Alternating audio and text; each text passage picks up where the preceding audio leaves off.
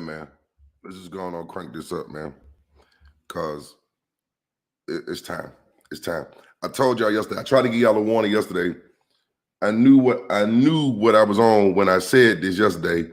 And so let's go ahead and crank this up because you're going to need to hear this one more time. And we're going to get into some shit. I'm going to show y'all what I was talking about. But before we get started, y'all just go on and jig it out with me. One good time. One time for Linda Gibson.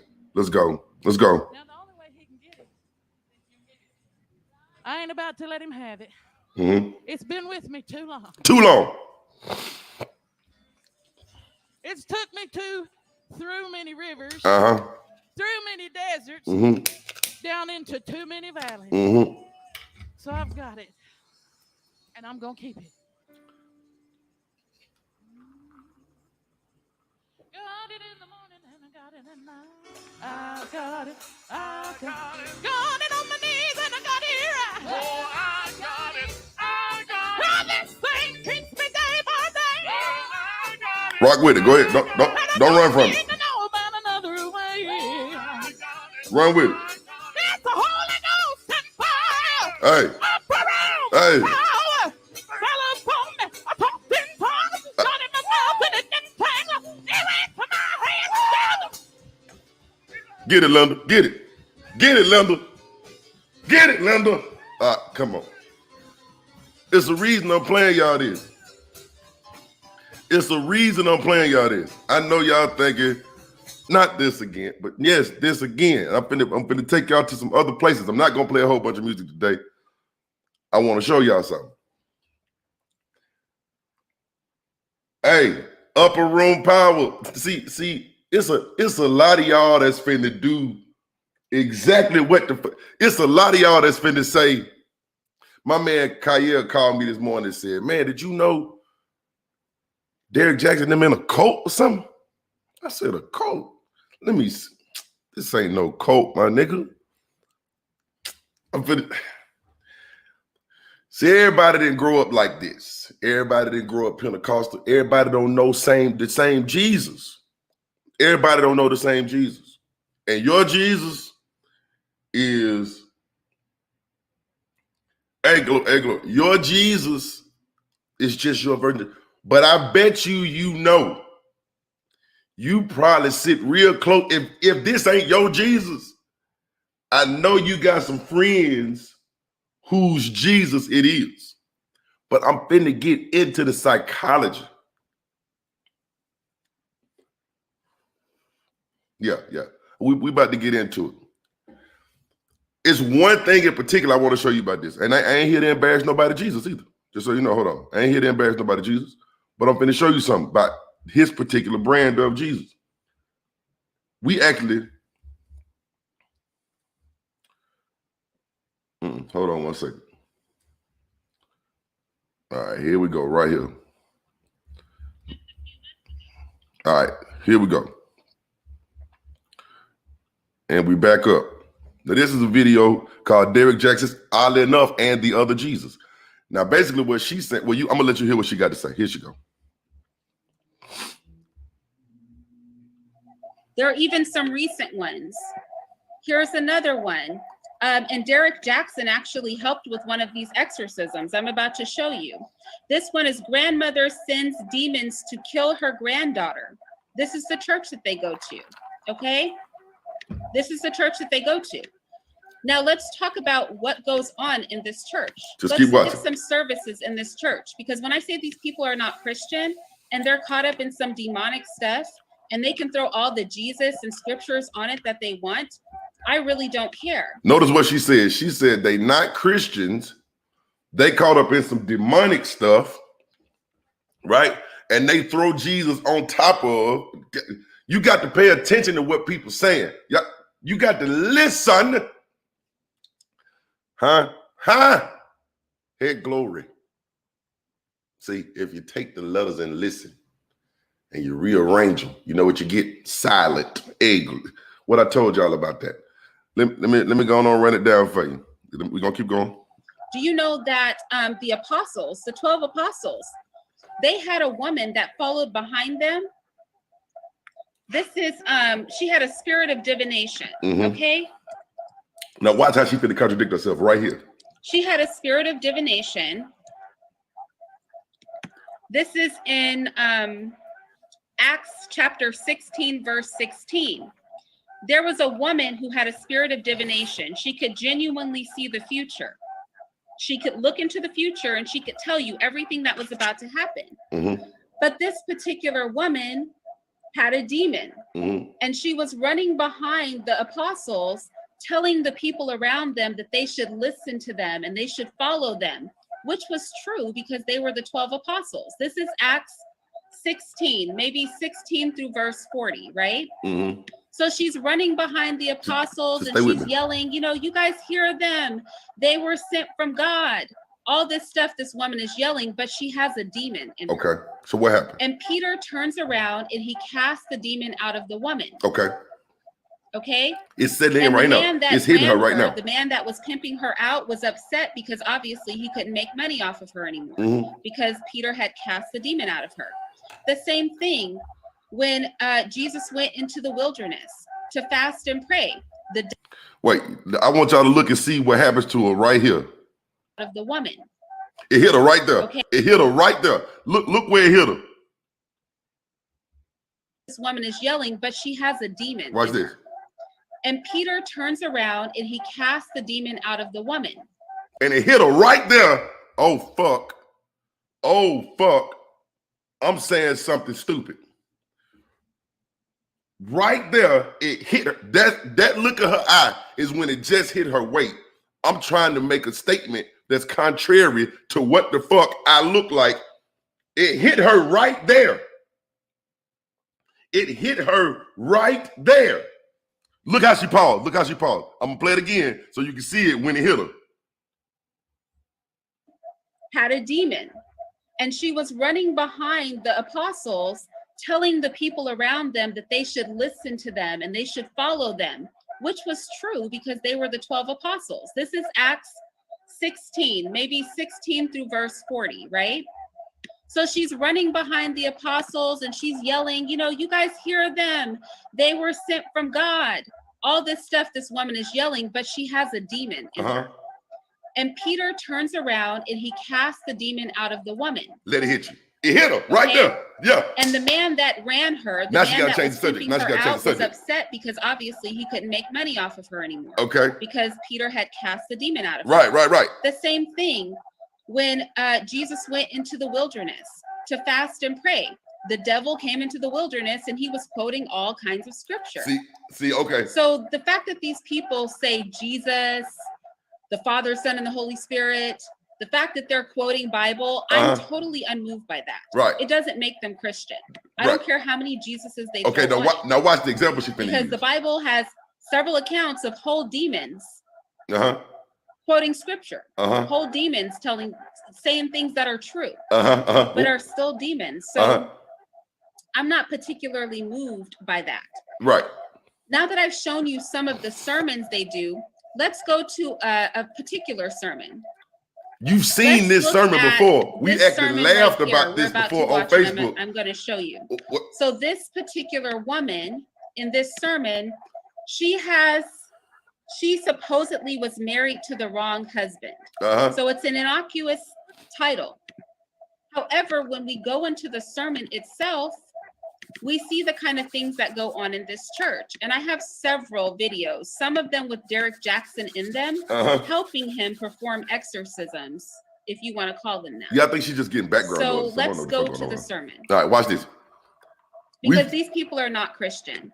And we're not going to just sit here as Christians and let random people that are into demonic stuff pop up and start claiming Jesus. And we're just going to run up and sniff behind them and act like this is okay. Watch this, watch this.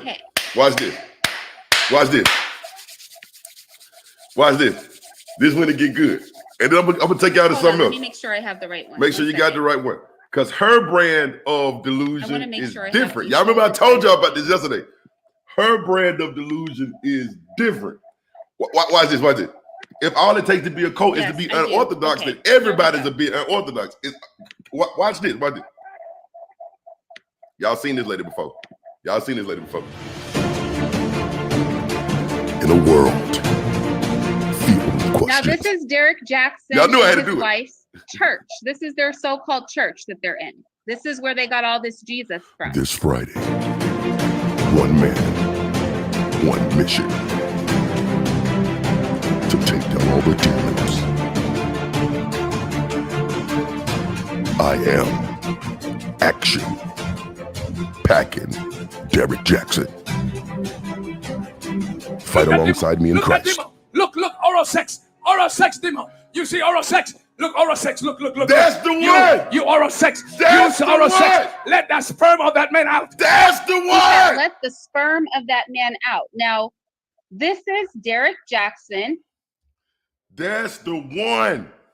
I know y'all have seen that video before. This is the church that Derek and his wife go to.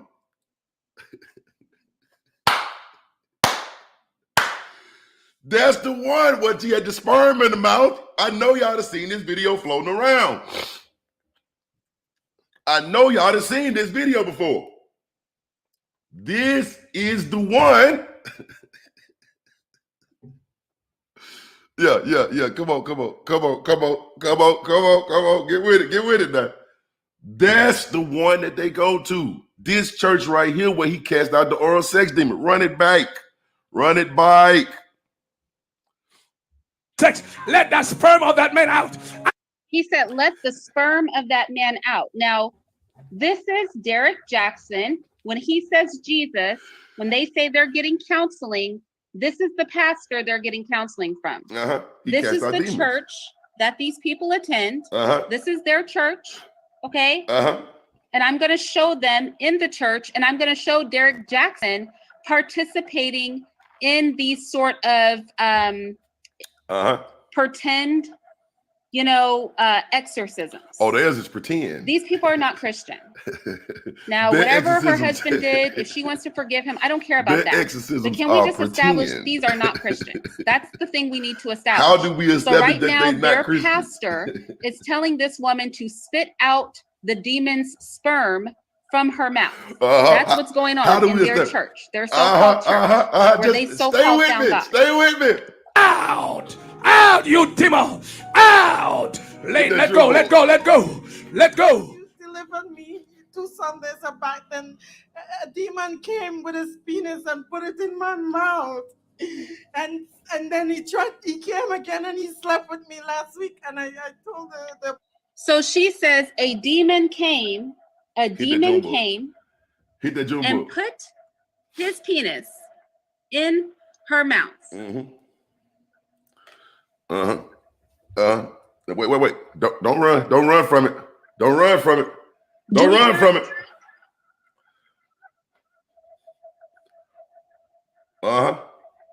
He saw it in the spirit. Yeah. And she a Do you guys hear what I'm saying?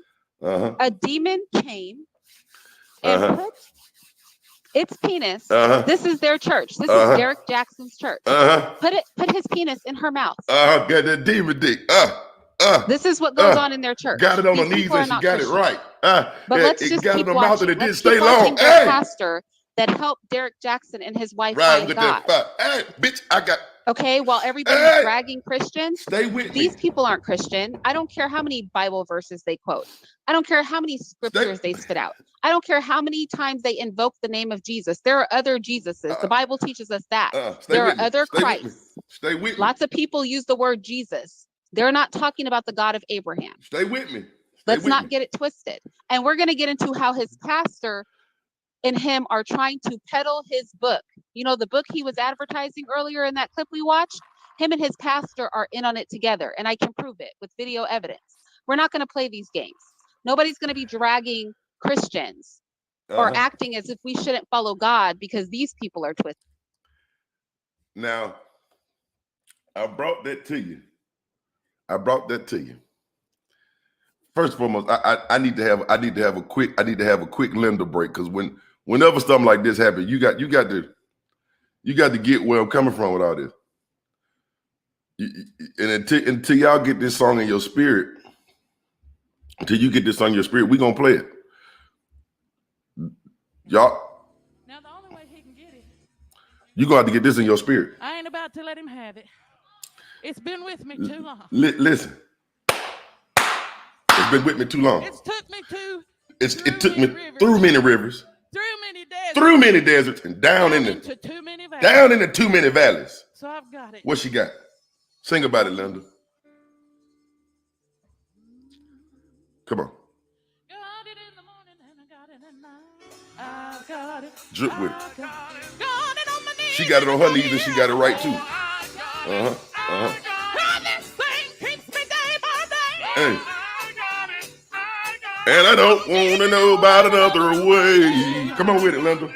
What is it? It's the Holy Ghost and fire. Up around power. Fell upon me. I talked in tongues. Got in my mouth and it didn't take. It got in her mouth and it didn't take long. It went from her head to her feet. Now, I know what you're saying. You're saying, hey, wait. It was just a few months ago. Wait, let me show you There this. are even some recent ones. Run it back now. Run it back. Gotta run it back. Run it back. Supposedly was married to the wrong It got in her person. mouth and it didn't take So it's long. an That's what innocuous Linda said. title. That's what Linda said. It said, However, when we go into the sermon itself, we see the kind of things that She go got it on her undisturbed. knees and she I got have it right. Several videos. Some of them that's with what Derek Linda Jackson said. in them, helping him perform exorcisms. Exorcism. if you Now keep wanna in mind, call she them. said these exorcisms are fake. So let's go to the sermon Hey, come on. because these people are not Christian. See, And she's we're not saying gonna it. just sit here Y'all as follow me Christians here. and let Y'all follow random me. people that are into demonic stuff pop up and start claiming Jesus, and we're just gonna run up and sniff behind them and act like this is okay. It's not okay.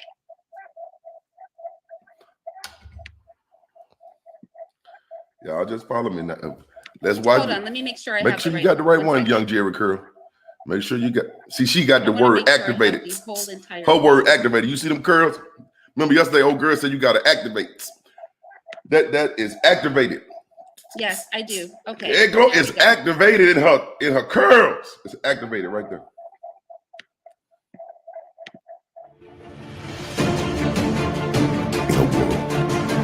I can't help Now it. this is I can't help Derek it. Jackson and his wife. Because they did this on church. iMovie. This is their so-called church that they're They in. did it on This iMovie. is I know where the they got music. all this Jesus from. That's the same place I got my music.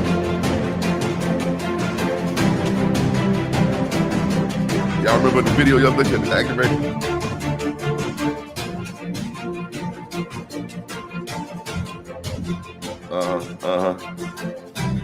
See, y'all didn't know. Look at demon. Look at demon. Look, oral sex. Oral sex demon. You see oral sex? Look, oral sex. Look. You oral sex. Use oral sex. Let that sperm of that man out. He said, let the I want to pause by first just starting with the fact that he has now equated oral sex and demons. I just see y'all gonna skip that. Y'all will skip that and get. Oh wait, he talking to a demon. That might be. He has now come on, somebody, touch your neighbor on the chest. If you ain't got a neighbor, touch your nipple. Touch your own nipple and say, neighbor, neighbor. Oral sex ain't the devil. Well, hold on. Huh? He has equated oral. Let's keep going. And then I'm gonna show you where he got the music from in just a second. sperm of that man out. Now, this is Derek Jackson. When he says Jesus, when they say they're getting counted. But look at this brother right here in the back. Look at this brother right here in the back. I want everybody to pay attention to this brother's face right here in the back. And this brother right here on the left or the right, technically. This brother over here, right? They into this. This is their Jesus. These the kind of people. Look at the brother right there in the back, in the black. These aren't weirdos. These are your neighborhood believers. Who I be, your neighborhood drug dealer. These are your neighborhood. Who are the people in your neighborhood? Huh? I am the host, Jacano. I try to tell y'all, I am the host. Right. Look. These are not some crazy. These folk that you see, they sit in their Ryan's next to you after church service. This the family that's sitting next to you at Ryan's after church when you went to Ryan's. You was at Ryan's. You went to Piccadilly. These are the people who sat at the table next to you at Piccadilly. Tell me you wasn't at Piccadilly. Tell me you. Which one of y'all gonna be bold enough to stand up and tell that lie? I wasn't at Piccadilly. Huh? It's one of the few places you could go and actually eat the potato salad. Huh? You was at Piccadilly after church. At Quincy's, you was there with them, Jermaine. Huh? You was at Ryan's. You was at Golden Corral. You was at Piccadilly. You was at Glory's. These are the people that you sat next to. Come on. These are the people that you sat next to at whatever buffet style restaurant you ate at. I think this church is in Colorado or something. I think. Okay, let me go back. First off, just so you know that I wasn't playing about their music, that they really did do this video. They made this video on the same thing I made this on. Listen to the music.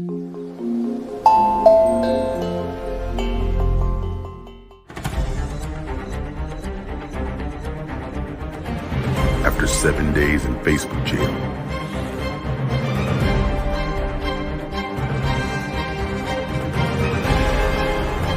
he's back.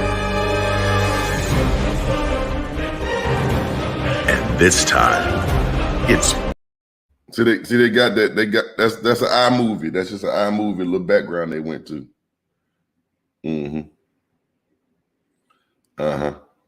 These the kind of folk that think that sex is demonic. But you can find this in Florida. Yeah. You can find this in Alabama. I know for a fact there's some churches like this in Alabama.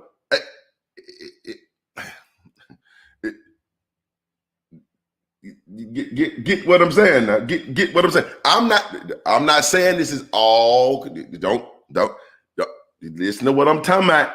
This might not be in the church you went to, but you sat next to him in Piccadilly. In Piccadilly. You sat next to him in Piccadilly. I know you did it. You went to school with these folk. Yeah, you did. Yeah. Yeah, you went to school with these folk. Monday morning, it was somebody that sat by you that did this. Yeah.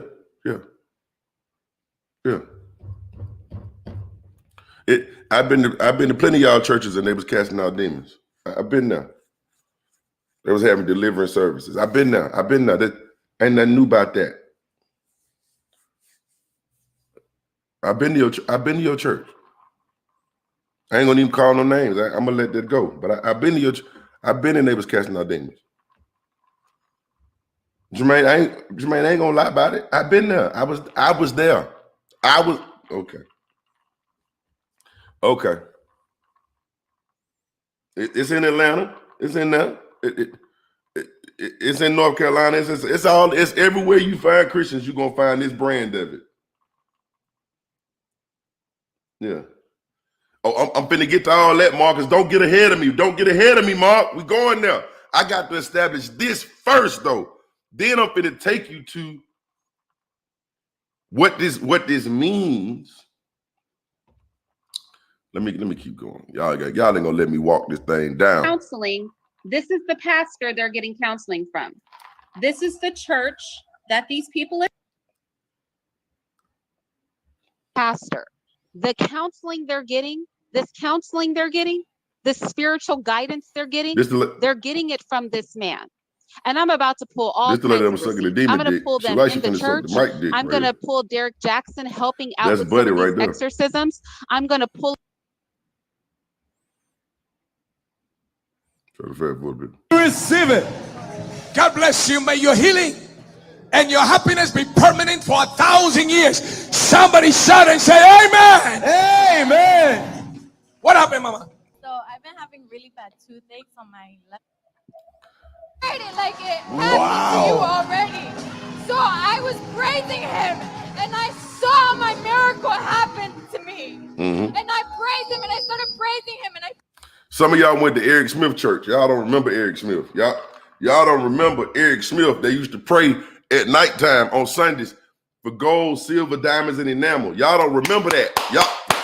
Y'all wasn't outside back then. Y'all wasn't saved like that on WAGG with maybe it was a WAYE. One of them two stations, Eric Smith used to come on at 10:30 on Sunday night, and he used to pray for people to get gold and diamonds in their mouth. Y'all don't remember. Y'all act like y'all wasn't outside back then. See, I was there. I was there. Y'all act like y'all don't remember that. Y'all act like I made that up. I did not make that up. Gold, silver, diamonds, and enamel. Y'all act like y'all wasn't. Terry, they trying to act like they don't know who Eric Smith is. They trying to treat me like I made Eric Smith up. Yes, like tooth enamel.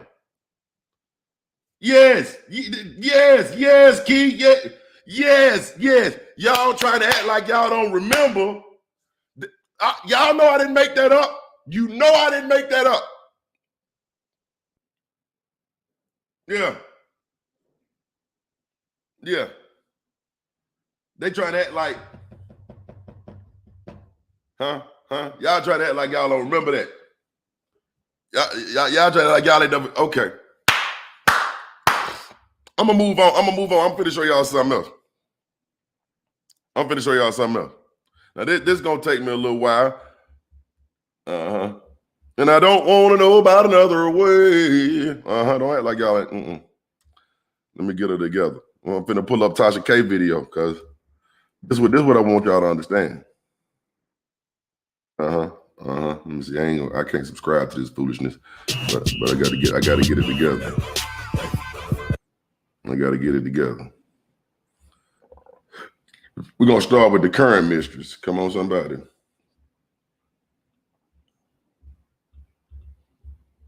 Let me get you together. We're gonna fast forward a bit. I don't care about all that you're talking about. Pass all that. Okay, here we go. Benefit of the doubt that he was actually trying to do right. And then when he... This is the checkers game where grandson and granddad will bond. This is the kitchen where the new boyfriend will unofficially become family. He lied the other night saying, I've having sexual relations without having sex. And then the next day he pops up with the wife.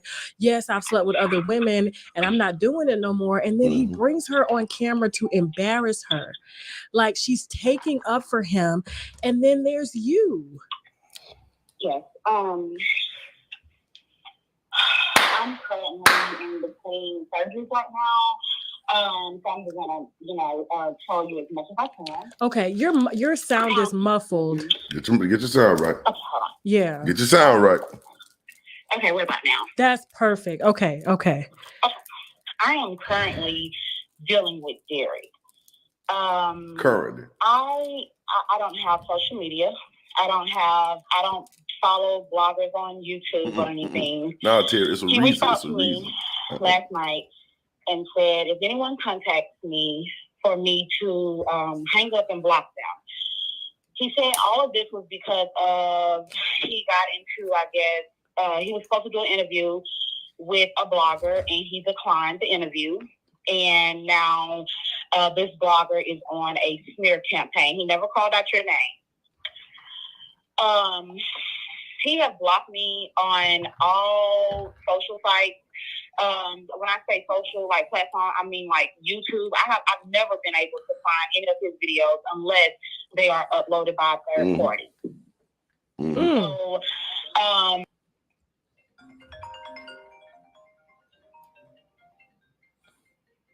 So the video with the wife, I did not see that until I got on my sister's YouTube and pulled up his channel.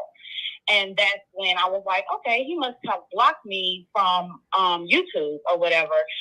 So he never explained the situation. I had to go and look at all of your videos, look at everything to find out what was going on. So I blocked him last night. He started to text me from a different phone number. This was last night. Said, I need to speak with you. Allow me to explain this mess face to face with you. You want to explain it? I'm not from Georgia.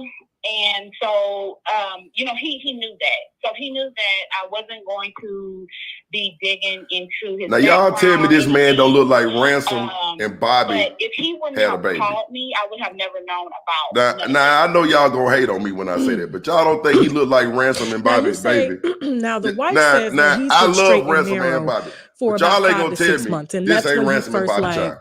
Well, he I just know recently Ransom and posted his Bobby's wife on his offspring social when I media, look at him. this year.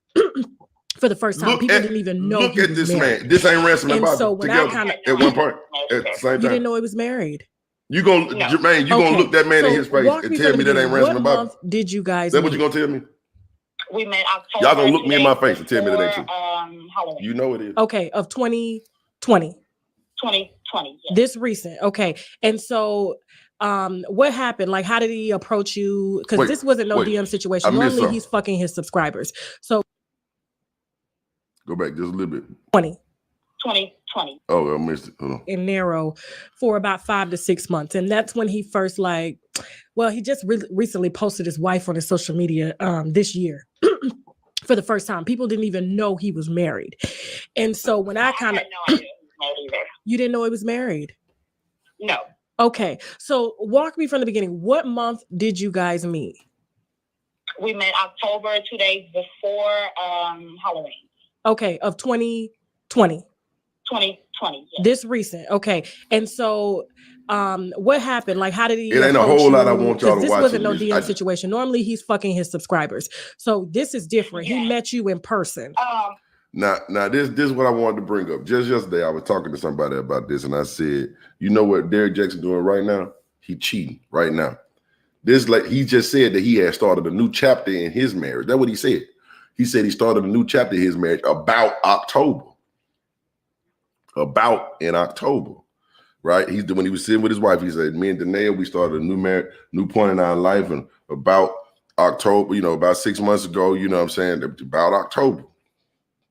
Meanwhile, he had just met this young lady back in October, and they getting the fucking raw. This girl ended up getting pregnant around December. They raw fucking. She ended up having an abortion. He keep telling, I ain't gonna go through the whole thing. What I'm saying is this right here. Say I got to tell the truth, right? He was actually making his videos in front of her house. You remember yesterday I had said when he was in the car, he was either on his way to cheat or just leaving from cheating. I didn't know he was really sitting in front of this young lady's house preparing the videos when he was talking about being faithful. But the nigga was doing videos about being faithful as he was cheating. Now this is why I bring all this up. All this go together. That shit go together. I know you thinking, how is this related? It go together. All of them, bro. This is how it go together. It go together because people live in worlds that's not this one. Y'all think we all share the same reality. We do not. We all live on the same planet, but we don't live in the same world. Not all of us live in the same world.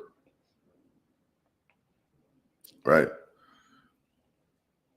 We don't all live in the same world. Right? Oh yeah, he ended up buying his wife the same perfume that this doctor wear, just so that when he came home smelling like that perfume, his wife wouldn't get nervous about it. Oh, the nigga's conniving. Oh, the nigga is conniving. Right? And he learned to manipulate in between the real world and the spiritual realm. And glory, somewhere in the spirit. See, he from a spiritual world where he gets to declare and decree things that are not as though they were. Now, see, in this world, that's called lying. Oh, see, y'all. See, in the spiritual world, that's called having authority. But over in this world, that's called telling a lie. See, over there, that's called having faith. See, but when you come over on this side, over here, that's just called telling a lie. Over there, it's called walking into. Over here, it's called delusion.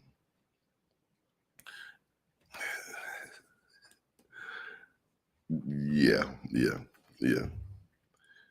These are the same folk that are teaching not to play Dungeons and Dragons because you playing in the spirit. See, they melt that line between what is reality and what is spiritual. Now all of a sudden, y'all want to fucking tell me, oh, that ain't Jesus. How you know? How you know? Because it ain't your Jesus? Because you don't play it that way? I looked them in their face. Y'all remember I asked y'all this a couple months ago. How you tell somebody that their version of Jesus ain't Jesus? How you do it? They got every reason to believe that their version of Jesus is that. But listen, these things have consequences.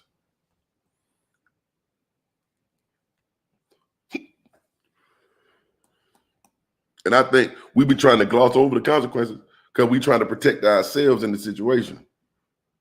Because we don't want nobody to look at us and say, oh, well, you do that too. Now, this ain't a Me Too moment. I'm just here to show. I'm just here to share something with you. Now I'm here to share something with you. Okay. So basically, what this man was doing was dilly-dallying in between the spiritual world, where he casting out demons at church and getting counseling and going to see a pastor. They married and right, like if I take out the casting out demons part of that, this is basically your version of Jesus too. Right? Where people are declaring and decreeing.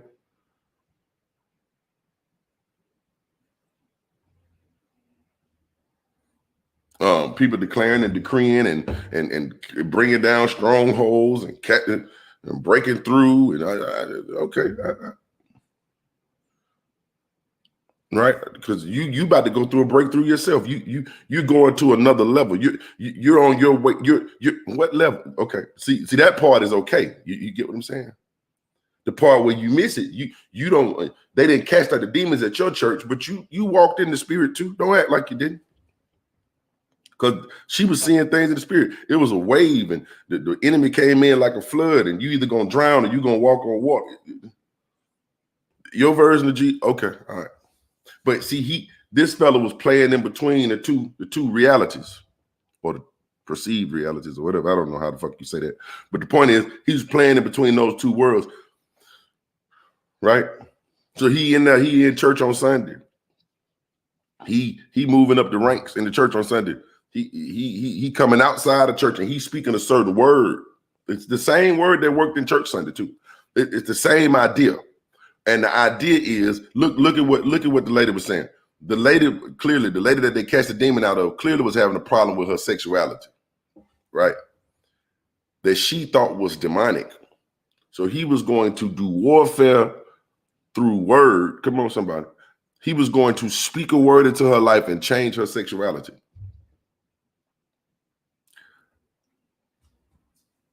Y'all not following me here. Y'all, this see, okay. He was gonna speak a word, he was gonna somehow go into the spirit world to change something that was here in the natural. He was gonna speak some word to her and cast out the demon of oral sex from her mouth. Now you say, well, why would you cast out the demon of oral sex? And that's what I say. Because if you got the demon of oral sex, Linda said it got in my mouth and it didn't take long. I'm looking for a woman like that. Bring her to me. Bring her to me. I won't cast her out. I'm not going to cast her out. Well, once you finish, I might. But you get the point. You get what I'm saying? Right. Huh? Yeah. Huh? Got in my mouth and it didn't take long. That's what she said. That's what she said, Lonnie. Sign me up, hey, for the Christian Jubilee. Hey, oh, you got to rock with Sign my name. Oh, on the road. Hey. Y'all ain't okay. Y'all don't know about that. So I'm gonna tell you about what I've been through. All right? I'm gonna give my testimony. Anyway, point being, the man playing in between two realities. Now it's cool because it ain't touching your reality, right? So it's easy to look at the fella and say, right? But what this man is talking about, the kind of man that he is, you sit next to that man every day. Crazy part is you also sit next to these women every day, right? So he's coming out of that spiritual world, promoting a new spiritual world purely to women. Now, a lot of fellas will say, oh, you pandering to the women. Hold on. Before you get to that part, I ain't saying he wasn't, but just hold on before you get there. Huh? Look at what he's doing. He's coming out and speaking things that are not as though they were. Right? See, baby, you don't have a problem with your sexuality. That's not there's a demon in you. You see what I'm saying? See, it's not you. It's a spirit it's not you. It's the spirit. Baby, it's not you, it's the man. You see the pair? No, y'all can't see that. Y'all don't see that. Nah. See, no, baby, it's not you, it's the man. It ain't you, it's the demon. Brother Jackson, I know what happened. See, a demon. See, I know you've been messing around with them bitches, but it ain't you. It's a demon. See, and what we got to do is we got to exercise the demon in that world, and then in this world, something gonna change. He go home and report that to his wife. Y'all ain't gonna catch this. Hold on, let me go back to the video because y'all ain't gonna catch this. Let's watch a little more of the video. Come on, children of God. Come on. I was walking into Lenox Mall, I guess that's the name of it. I'm not from this area. Walking into Lenox Mall, and I was texting, and I heard him say, "Excuse me, ma'am." And when I turned around, he introduced himself as D. He didn't say, hey, it's me, Derek, whatever. D stand for demon dick. And he was like, I seen you walking in, and, I think you're gorgeous, and I wanted to know, could I get your number, and, we talk and kind of build a friendship. And he was so polite. He was a gentleman, and I was like, sure. I gave him my phone number, and we began to talk. Maybe even more. I can say probably I've never been to his house. I've never been to a pen house or anything. He has always came to my home. This unforgettable vacation memory. It didn't actually begin here. This memory. If you look in all of his videos that he have uploaded, my front balcony is in the back of his video. Does it have the white arches? It's the white arches. Shut the fuck up. Those are recent. That's my home. Yes, that's my home. Oh yeah, she did say she's from Jamaica. That's right. Gorgeous. Okay, all right. Okay. It kind of moved fast. Gorgeous. Okay, that makes sense. Visit me. He comes to the hospital quite frequently to see me on my lunch breaks and whenever I'm between surgeries. So you're a doctor. Yes. That's why you don't have social media. You got a bag. That's correct. So this kind of blew my mind. And when he spoke with me, the first thing he tried to say was that if a blogger contacts you, I want to protect, your medical life. So I don't want you in this frenzy with me. Look at the way this works now. Now again, here's where the things get a little weird. See, let me tell y'all about folk. And there may be some ladies out here that is listening to this and they going, I can't believe this. You've been around a nigga just like this. I'm finna show y'all this. You've been around a nigga just like it. I'm trying to protect you, baby. Right? Come on, keep going. He told me that his wife and you knew each other. So this was a smear campaign towards him. What? So when I look online, you're sitting next to your wife on a video explaining that, you know, you're not this person, and you're texting me an hour later after uploading this video saying, I'm going to explain this to you. If this ain't Corey Ransom and if this ain't Ransom and motherfucking Bobby, I know something. I know Ransom and Bobby when I see them. That's Ransom and Bobby right there. After I met him about a week later, you know, he came to my home, and that's when we engaged, you know, in sexual activity. Engaged in sexual activity. When was this? The other day? Engaged in the sexual activity. No, this was when we first met. Okay. Okay. Okay, by the end of December, the end of November, early December, I found that I was pregnant. I told him, you know, off top, I don't want any children right now. You know, I'm 32 and I don't want kids right now.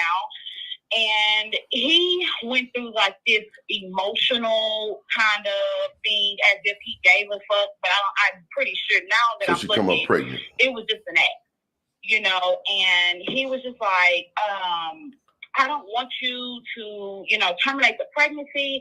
I really want this. Let's talk, you know, let me come over there. Let's sit down and talk. Mm-hmm. So he came to my home and we talked, and he said, well, have you set an appointment? I told him no. Well, about 2 days later, I had. So the girl that came up pregnant, he didn't got the doctor pregnant. Right? He didn't got the doctor pregnant, father. She trying to remain anonymous, bro. She trying to remain anonymous, Terry. Right? But she done came up pregnant. So now, again, she don't know what she don't know. Before we go casting her out, we don't know. She don't know what she don't know. She just thinking she met a nice young man at the mall and they came up pregnant. She don't know that this man is married with children and all that. She don't know all that. Right? She don't know all that. What I'm saying is bouncing in between that world that you can speak whatever and make it true and living in this real world. That, matter of fact, let me put you up. Of course, that's what he's telling all of. Well, okay. Let me show you this. I got to show you one more thing because you're right. You are absolutely right. That's this video. Let me see if I can find the other video. Okay, we on this. Let's see. Okay, let me get you here.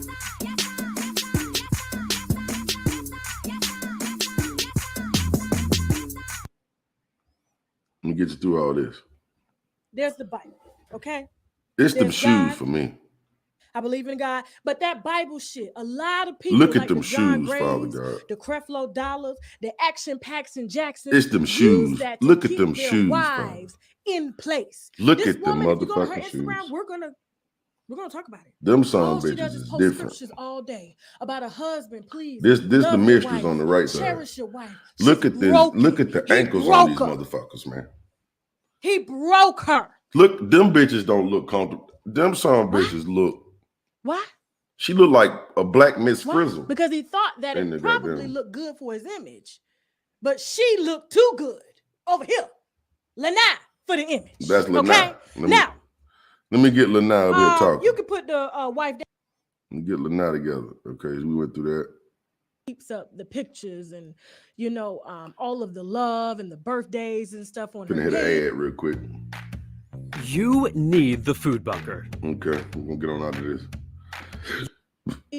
With quotes of that of a broken woman. I just want my husband to love me, but he's too busy using them shoes. Too saved. Them shoes is the shoes that Peter walked on water with, but he fell later on when he took his eyes off Jesus. He fell. He couldn't walk in them. Them the shoes that Peter had on when he got off the boat and he walked.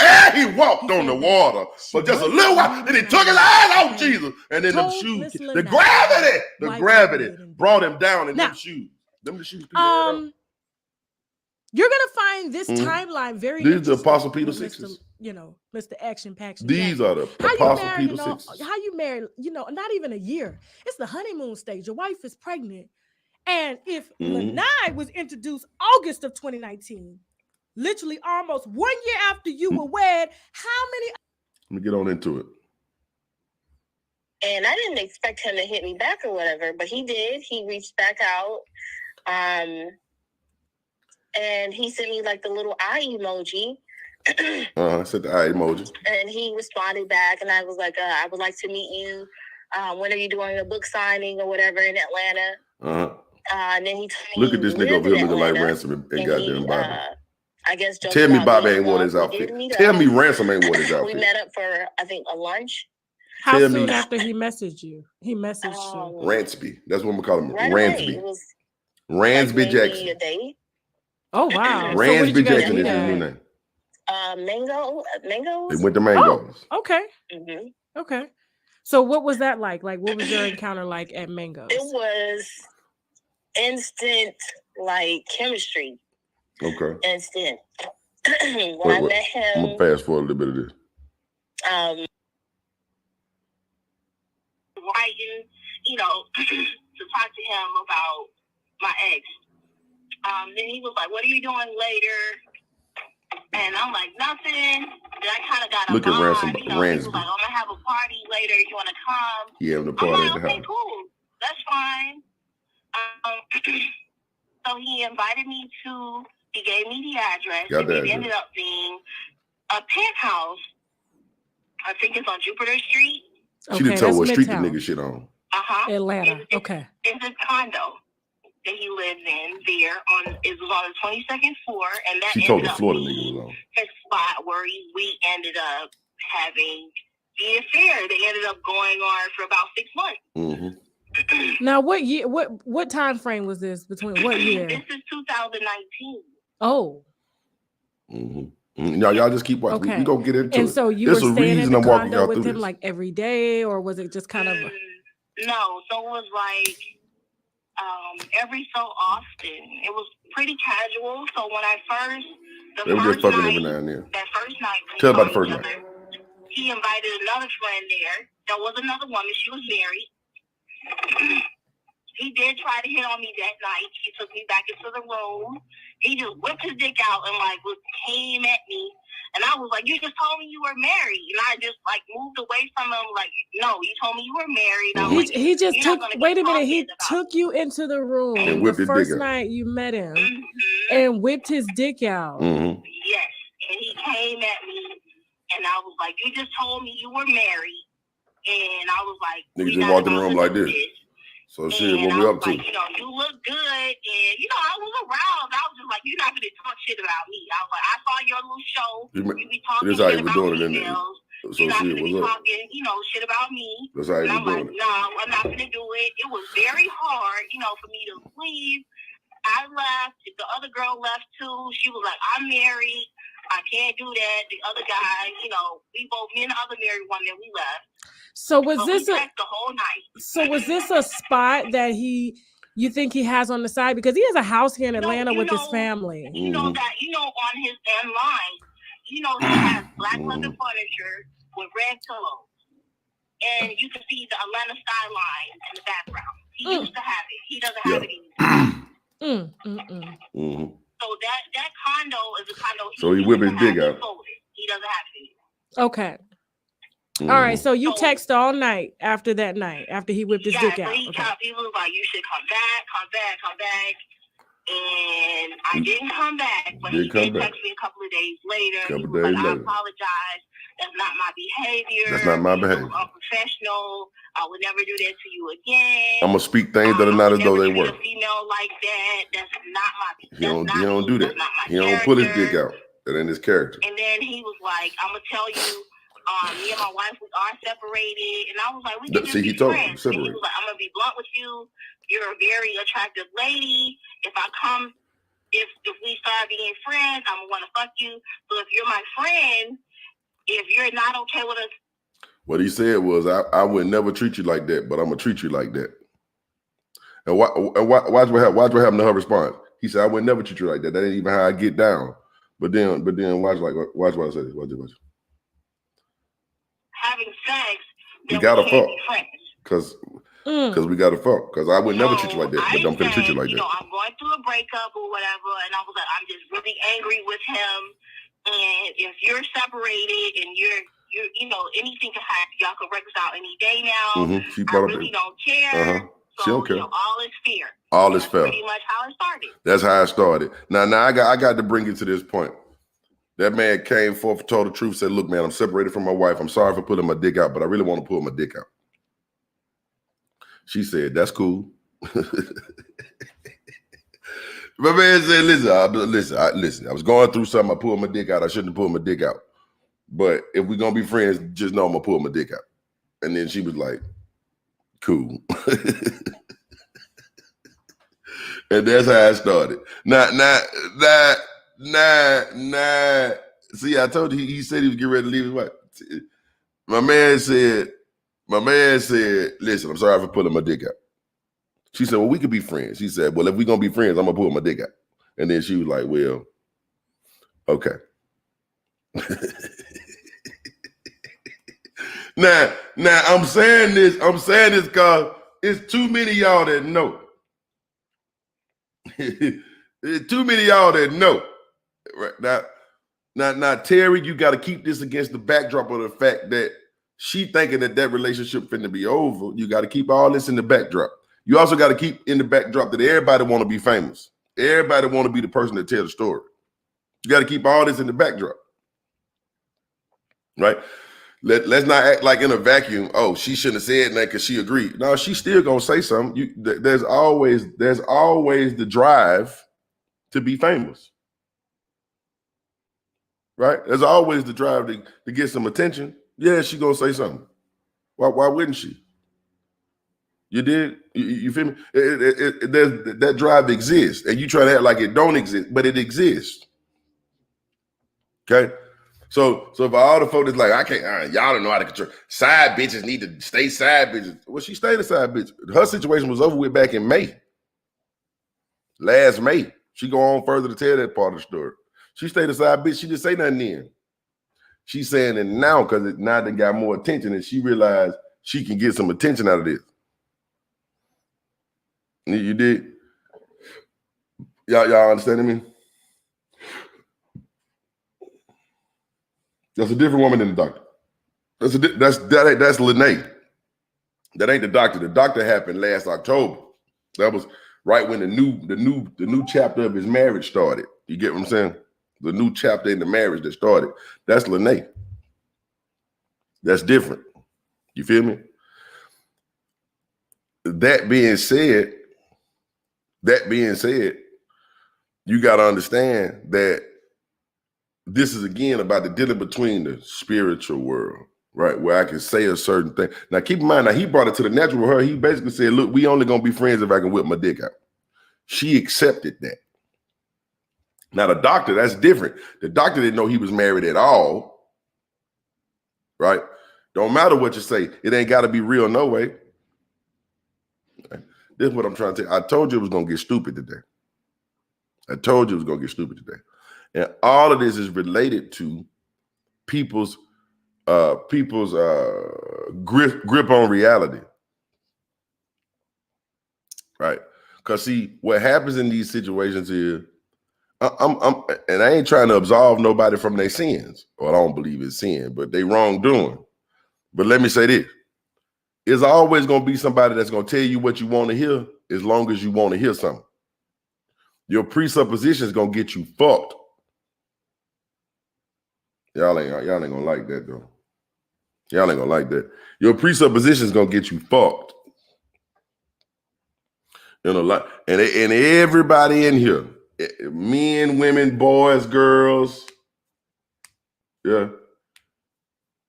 Your presupposition, somebody gonna tell you something that you want to hear, right? To all the fellas that feel like, she took advantage of me. No, she didn't. She spoke things that were not as though they were. She calls you to, hey, Glory, come up. She actually told you. She spoke something in faith. That's what she did. That's what she did. She spoke something in faith. And you believed by faith. And you walked by that faith and not by your sight. You walked, by, and then when you really saw something, then you was mad. But you the same type of person who would tell somebody to walk by. Yeah, it's in there. You didn't look. You got to look for it.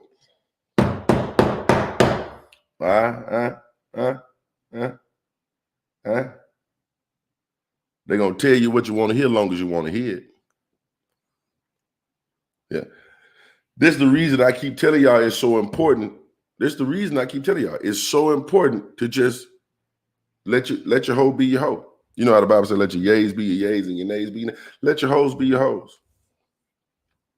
There's no reason for you to go running from what you are in reality. But we all play that little game. We all, my girl just told you a story. She said, I was breaking up with my boyfriend and I really wanted to reach out to him and speak to him in person. What you got to speak to him in person about? What? And then he told me he was in Atlanta. So then we met at Mango's. And you know what the fuck this is. Baby, you know what the fuck this is. You know what the fuck this is. You just don't want to accept it. You there to talk about how you there to break you mad with your boyfriend. What shit, do you want to come to a party later on? I guess I can come to the party later on. You know what the fuck this is, baby. Come on, you walking yourself down through this. Then he tell you, well, yeah, sure, I'm separated from my wife, but I'm gonna pull him. Then he pulled his dick out. You want it. You said it was hard for me to leave because I was aroused. You wanted the dick. But now all of a sudden, you're mad. I ain't supposed to tell that part. I ain't supposed to tell that part, huh? You know what the fuck going on. You know what the fuck going on, but you don't want to tell that part, baby. Because you somewhere between your spiritual world and your reality too, right? So you trying to absolve yourself. You trying to make yourself feel better about it. Oh, once he told me he was married, but now he told me he was separated. That's what you wanted to hear. That's all you needed to hear because you realized that you were in the same situation. You hadn't broke up with she go back later to tell you that she get back with her boyfriend. So you hadn't broke up with your boyfriend completely yet either. And I know it's a difference between being a boyfriend and being a husband. No, the fuck it ain't. That's what you want to hear. No, it ain't. The only difference is the paperwork that say we go together. That's it. It don't change the nature of human beings. I know what y'all finna tell.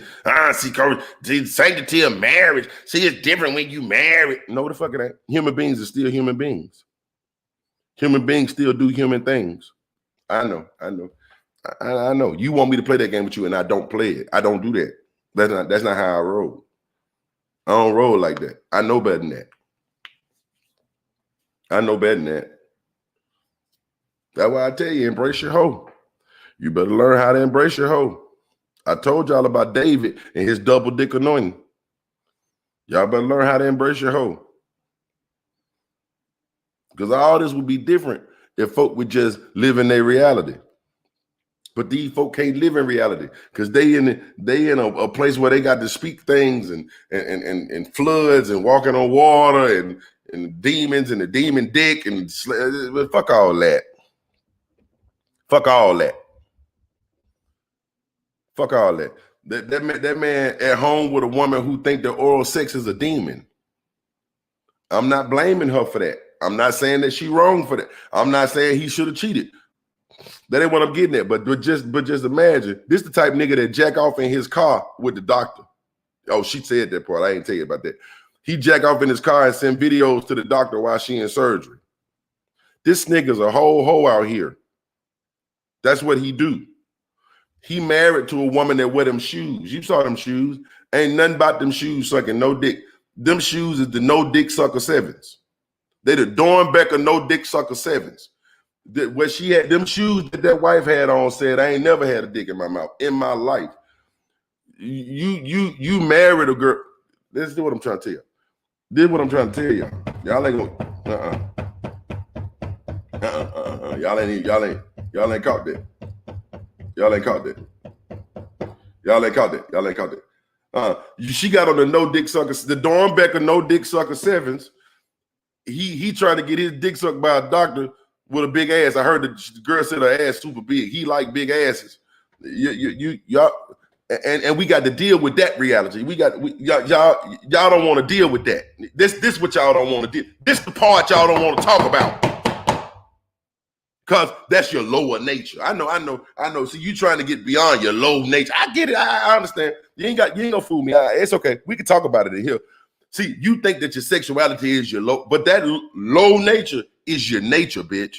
That low nature is, and I know you trying to find a juxtaposition and you trying to live the right way, and I want to find something that meet my emotional needs and my spiritual needs. And let me tell you what run the world. Let me tell you why pussy will sell when cotton and corn won't. Oh, y'all don't want to hear that. Don't nobody want to let me talk about that. Don't nobody want, because y'all gonna tell me Jesus. Y'all gonna tell me self-control. Y'all gonna fuck out of here with all that. Fuck out of here with all that. No, Lonnie, I'm sick of it. Because what you end up doing is you demonize your actual self for some higher self that you ain't never met. That's what this nigga doing. That's what his wife doing. That's what these two girls doing. Yo, I'm sick of it. I'm sick of it. Dominique, sex run the world. It ain't just dick, bro. Pussy run the world. Pussy run the world. Sex run the world. Because there's some niggas out here that'll do anything for pussy. And there's some women out here that'll do anything for dick. And this the thing. I know I ain't supposed to say that I would never do anything for dick. And this niggas out here going, I would never do no. You'll tell a motherfucking lie for it in a second. No, I don't get it. Or you'll believe a lie for it in a second. Oh, I ain't supposed to say that. Oh, I ain't supposed to say that. Yeah, okay. Okay. Y'all, listen, bro. I ain't the one. I ain't the one. You have done something. Let me tell you something. I don't care how hard your pimping go. You have done something for some pussy you would never do outside of some pussy. I don't care how gangster you are. Yeah. Yeah. Oh, yeah. Yeah. Yeah. Yeah. Yeah. Yeah. Yeah. Dominique, I'm gonna run you down to the end of that. The moment you recognize your self-control, Dominique, let me tell you what you're gonna end up with. No pussy at all. And it's okay. Cause homie, we live in capitalism. We live in capitalism. Supply and demand gonna work against you. Dominique, get some more dick out there that's willing to give it up for much less than what you're asking. Your only bargaining chip in this situation. Your only bargaining chip in this situation is she believe in marriage. That's it. If you really want to say what to put an end to all this, if she stopped believing in marriage, oh, you fucked up, Dominique. I ain't gonna hold you. All us fucked up.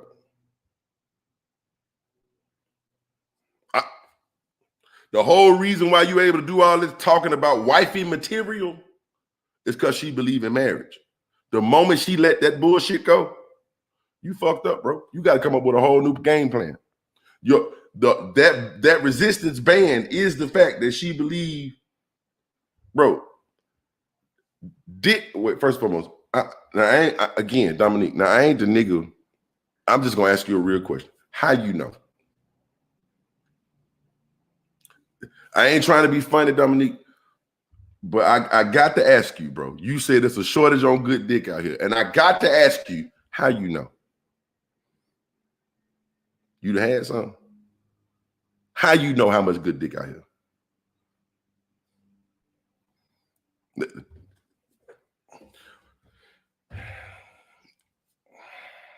And I'm not trying to be funny. But you make it stay. I'm trying to keep this. Never mind, man.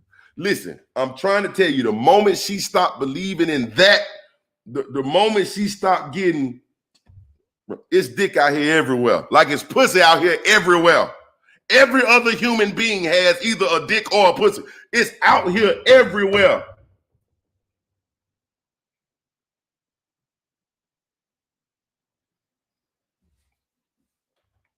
All I'm telling you is The moment she stopped believing in that bullshit, you in trouble.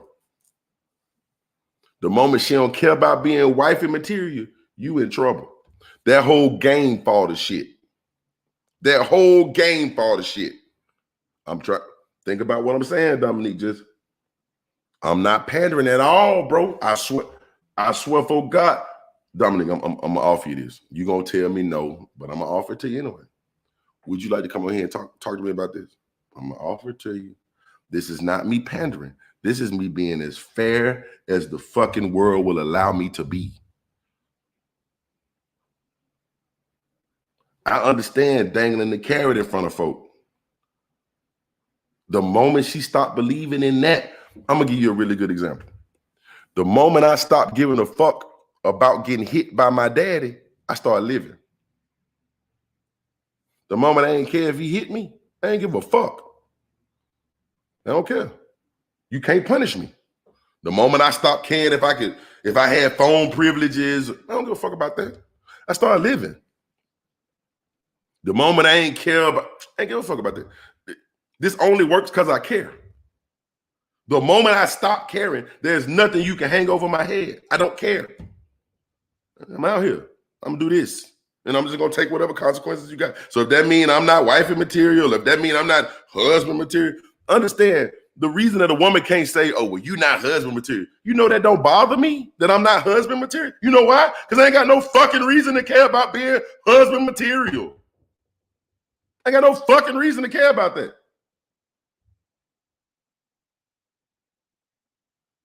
Right? Can't a woman be like, oh, well, Sebastian ain't husband. I don't give a fuck if I'm husband material, bitch.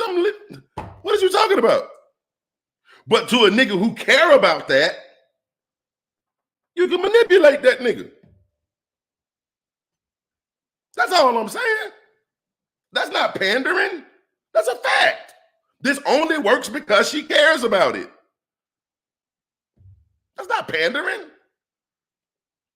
But the reason you would say that is because you enjoy the control of her caring. Hey, wait a minute. Wait, hey, hold on. I think I hit something. I think I found it. Hold on. Wait a minute. Hallelujah. Hold on 1 second. I just hit it. That's what it is. You want, hey, glory. Hey, hold on. Hey. Oh, goodness. Come on. Get it together. Hey, I got it. Hey!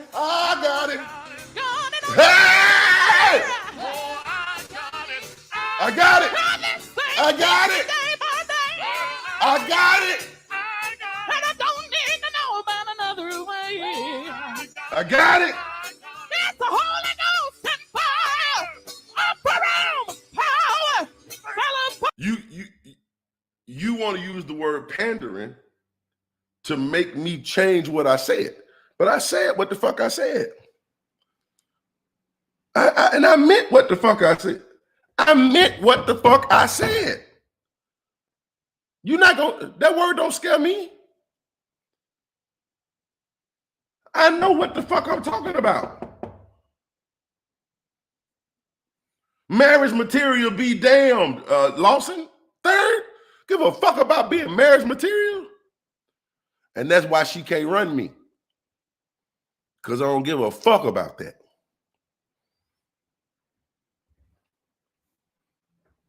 I don't give a fuck about that. I said what I said. And the moment she stopped giving a fuck about that, you can't control her either. But you enjoy that control. So you want to tell me not to say that. I understand.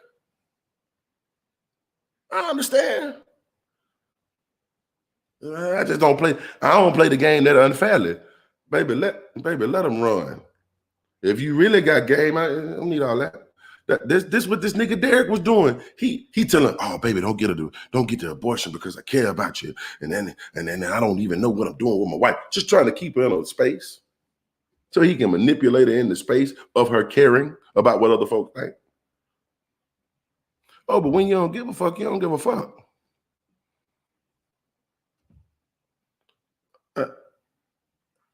Yeah. When you don't give a fuck, you don't give a fuck.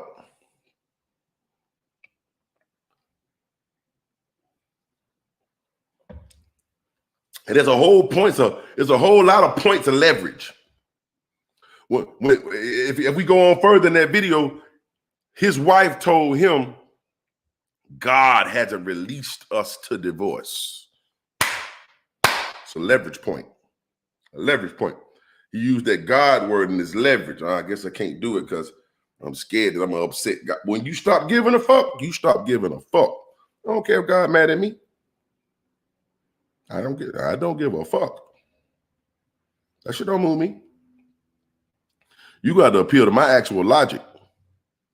You can't hit me with that emotional shit. You got to tell me why I'm supposed to care about that. I don't give a fuck what y'all talking about. You going to hell. I don't give a fuck about that. Okay. There's going to be a bunch of other folk there too, I guess. Bunch of us going to hell. Cool. It's forever. I don't give a fuck about that. Nigga, shit, whatever. I ain't never seen forever, so I don't even know how the fuck to measure that. Whatever.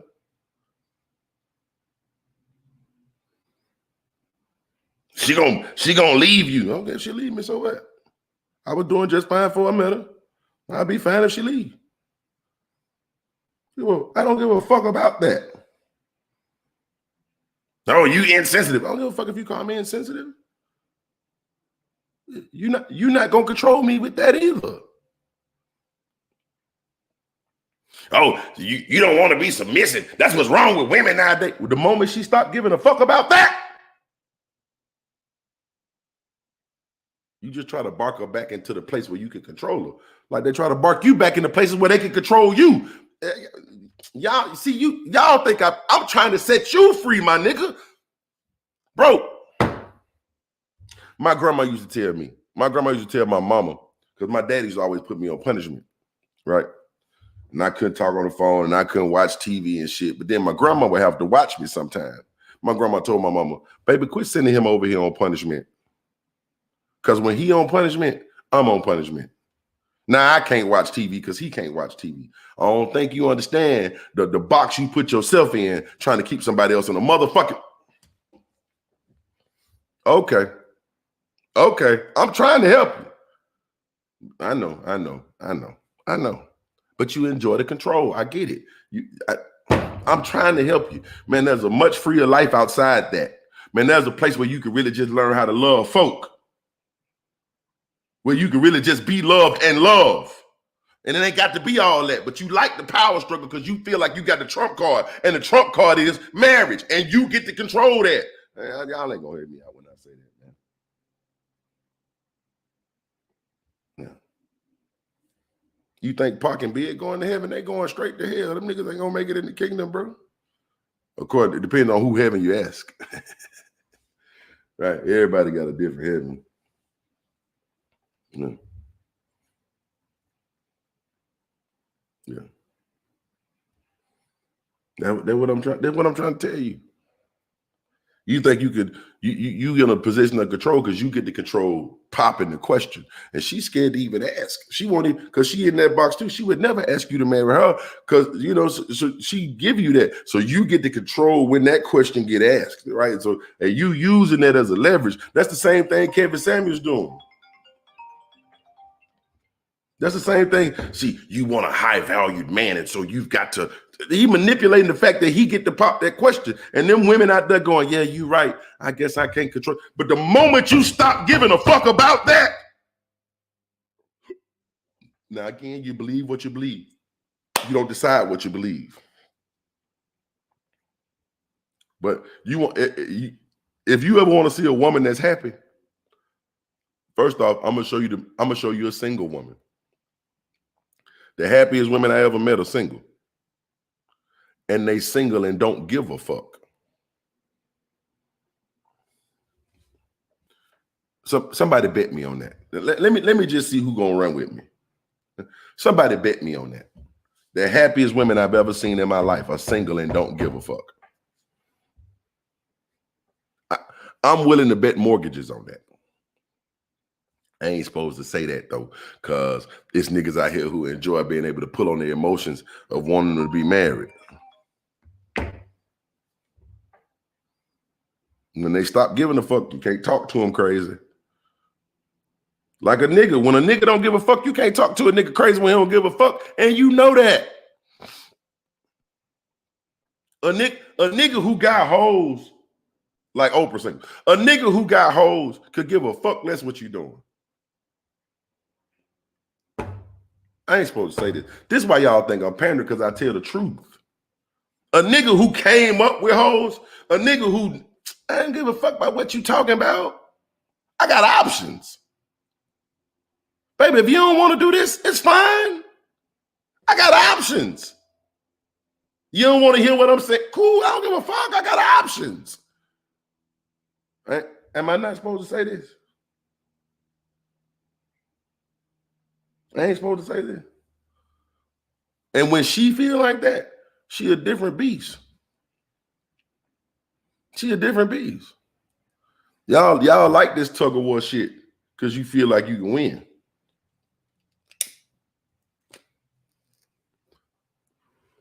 Babe, I'm 39, single with no kids. It ain't shit you could do to run me.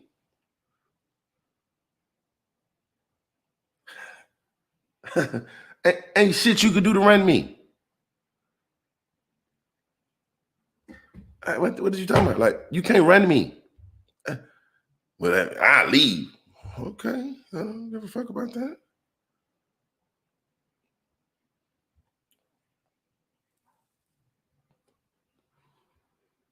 I don't give no fuck about that.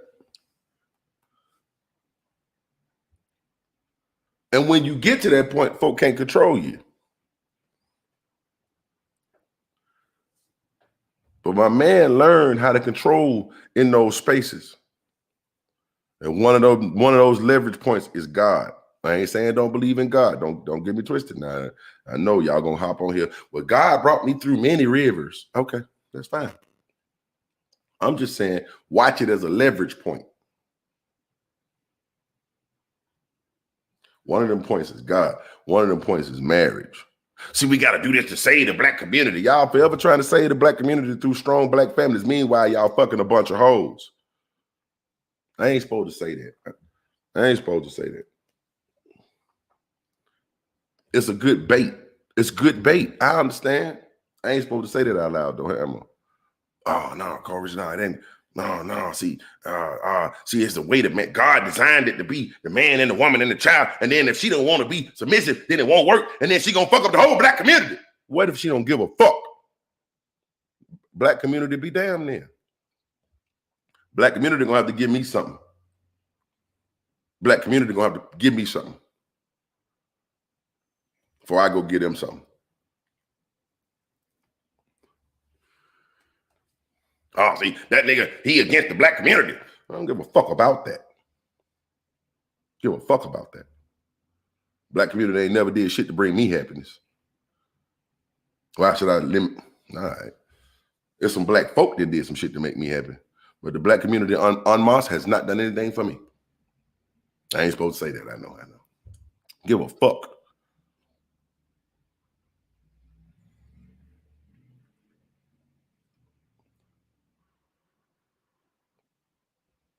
Give a fuck. And the moment she started thinking that, you niggas get worried. You niggas get worried. Y'all get worried because you using that. You know different than the preacher that's casting out the demon dick out the baby mouth. You using the fact that she already feel like her sexuality is wrong. Y'all not fooling me, man. So you not fooling me because I've been there. I know the feeling. I figure frauds never hit a lick before because they don't know the feelings when the things come across. I know it. I've been there. Darling, you're not fooling me. I know what it's like for somebody to manipulate your fears. Let me go and preach. Let me go and get into it. Let me go. I know what it's like for somebody to tell you you're going to die alone and that fear hits you. What you going to do when you get old and that fear hits you. I know what that's like. When you get old, you ain't got no kids. Who gonna take care of you? Oh, that fear. What's gonna happen then? I don't even know. I know the feeling. I've been there. When you die, you're gonna go to hell. I know the feeling. I've been there. And the moment I stopped giving a fuck about that, this is the moment y'all thought I was crazy. They go, look at this nigga. I remember when I was in college, I had this pair of yellow pants. And them bitches was tight too. And niggas were like, oh, that nigga gay. And they wanted to use the word gay to scare me. You think I'm scared of being gay? You think I'm scared of that? You think I'm scared that you're going to call me gay? Ask your girlfriend how gay I am. Oh, them niggas hated me for that. They didn't like that. They didn't like that. They was out of jokes then. They didn't. Wait, was he okay with me saying something negative about him? Was he all right with that? He didn't cower down when I said, but I said that you're gay. You're supposed to care about that. What do I do now? He doesn't give a fuck. He doesn't. Wait, I told him that he was gay. He's supposed to go, no, I'm not. He didn't care. Well, what do I do now? I know what it's like for somebody to try to manipulate your fears, man. And that's what this is all about. You want to feel sure. Yeah. You want to feel like I'm always going to get the desired outcome. Huh? But that ain't how life works. That ain't how life works. I'm trying to set y'all free from some things. And y'all, and I hope that later on y'all come back and watch this.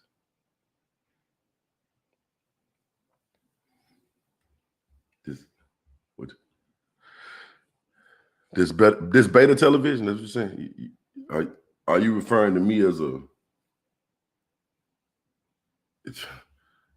bro, Jaquino, I could fuck for less than that.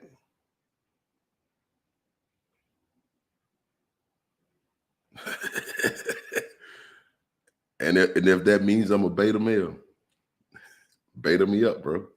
I don't give a fuck. I don't give a fuck. Y'all like to, folks like to use that. Oh, so he a beta nigga. Okay. Well, you better hide your bitch. You better hide your bitch.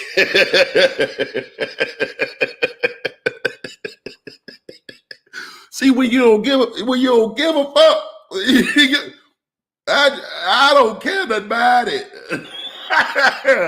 I don't care nothing about it. You better hide your bitch. I don't give no fuck about it. I don't care nothing about it. I know what it's like.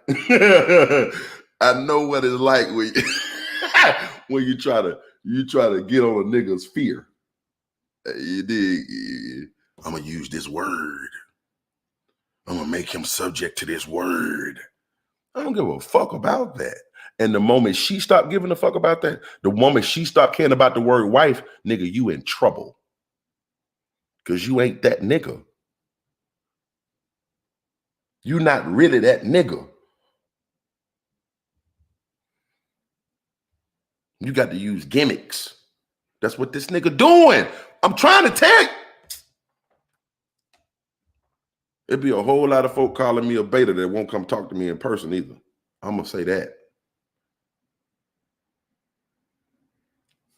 Hey, handsome. There's a whole lot of niggas that swear I'm soft that won't see me face to face either. That's mighty funny. That's mighty funny about them. Y'all ever notice that? Y'all ever notice that? There's a whole lot of niggas that got a whole lot of shit to say about me that they won't say to me. Y'all ever notice that? There's a whole lot of niggas typing in the comments. I say, come on. All I'm saying is, yeah. All I'm saying is that in the long run, The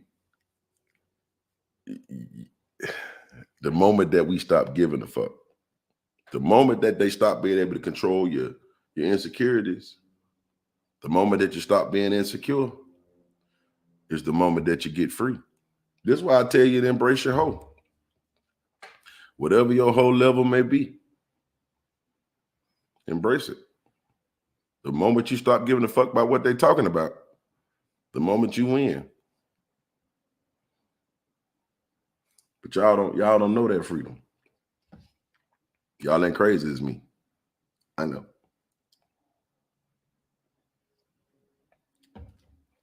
But y'all don't think my daddy a bishop, right? You don't think my daddy done hit me to remind me of my immortal soul? And where am I going to spend eternity? You know, when I stopped giving a fuck about eternity, I didn't care nothing about that. Just didn't give no fuck about that. Bro, but see, this is what you're doing. Look what it said. Look what it said. Look at this. Look at this. Look at this. Look at it! That's just going to keep women single. Stop. You see that? But what if she don't give a fuck? Then who really going to be single?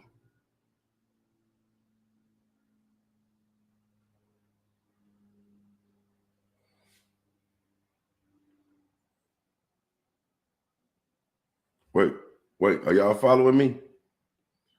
See, you using the fear of her being single to bark her into what you want her to do. You see what I'm saying? So you're gonna end up single and alone. You don't want that, do you? You don't want to be out there on your own, do you? You're gonna need a man. What's gonna happen when them bitches ask you where your man at? What you gonna tell them? What if I don't give a fuck? What if I just don't give a fuck about that?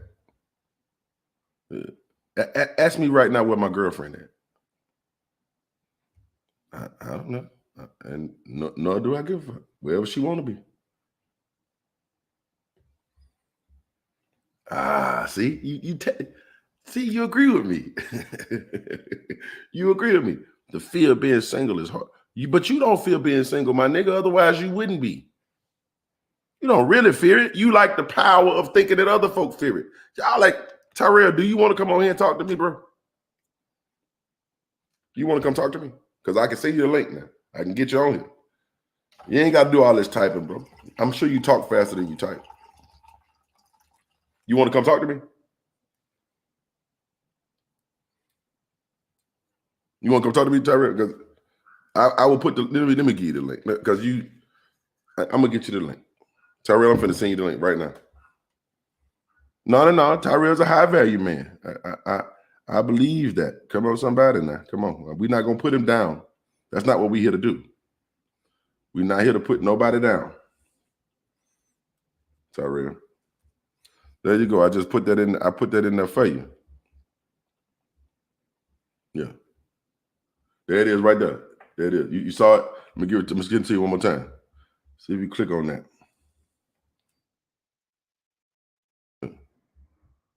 Oh, maybe I should send it to your inbox. Hold on, Tyrell. Maybe I fucked up. My bad. That might not work out. I know we friends somewhere. Tyrell All-Star. There you go, buddy. Hey now, you're an all-star. Get your game on. Go play. And all that glitters is gold. Only shooting stars break the mold. Hey now, you're a rock star. Get your game on. Go play. Hey now, you're an all-star. I'm show on. Get paid. And all that glitters is gold. Only shooting stars break the mold. Hey, this is about to be fun. Come on in, Tyrell. I love to talk to you. Come on in, young man. Come on in. Hey, Terry, no. See, he's a well-rounded young man, Terry. Only real niggas get hoes. Hey, all that glitters is gold. Only real niggas get the hoes. Come on, Tyrell. Just come on in. Come on in. It's a good song. It's a good song. It's a good song. Yeah, it's a good song. Come on, Tyrell. I put the link in the thing twice, and I put it in your inbox. So I know you got it. Years start coming and they don't start coming. Head to the streets and you hit the ground running. Doesn't make sense not to live for fun. Your head gets dumb, but your brain gets numb. So much to do, so much to see. So what's wrong with taking the back streets? You only shine if you don't grow. Ho! You never shine if you don't grow. Oh! Hey now. Yeah. Now y'all have seen me put that link up there. Now I'm finna see now. I'm finna see.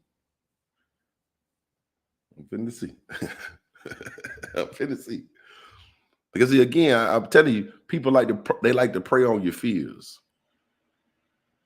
But when you stop being scared, you stop being scared. That's what I'm saying. The moment that you stop being scared, you stop being scared. And ain't no way hey, he showed up. Glory, hey, glory. What's up? Hey, how you feeling? You doing all right? Yeah, I'm all right. What's up? Man, I can't complain about it. You just said don't nobody want to be single. Right? You muted, bro. You muted. Unmute yourself. Oh, there you go. There you go. Yes, what's up? You said don't nobody want to be single. Yes, sir. Nobody wants to be single, bro. How you know that? How you know that? Because everybody is always searching for a relationship. Why is it the case that everybody is searching for a relationship? Because they're scared of not being one. Okay, so why is that a fear of that? Because you made it, because the society didn't feel like I needed one. I'm not afraid to be single at all. Hold up. Who made that? Who made that assumption? Society. Let me show you what I mean. Like, in order to be president, have you ever met a single president?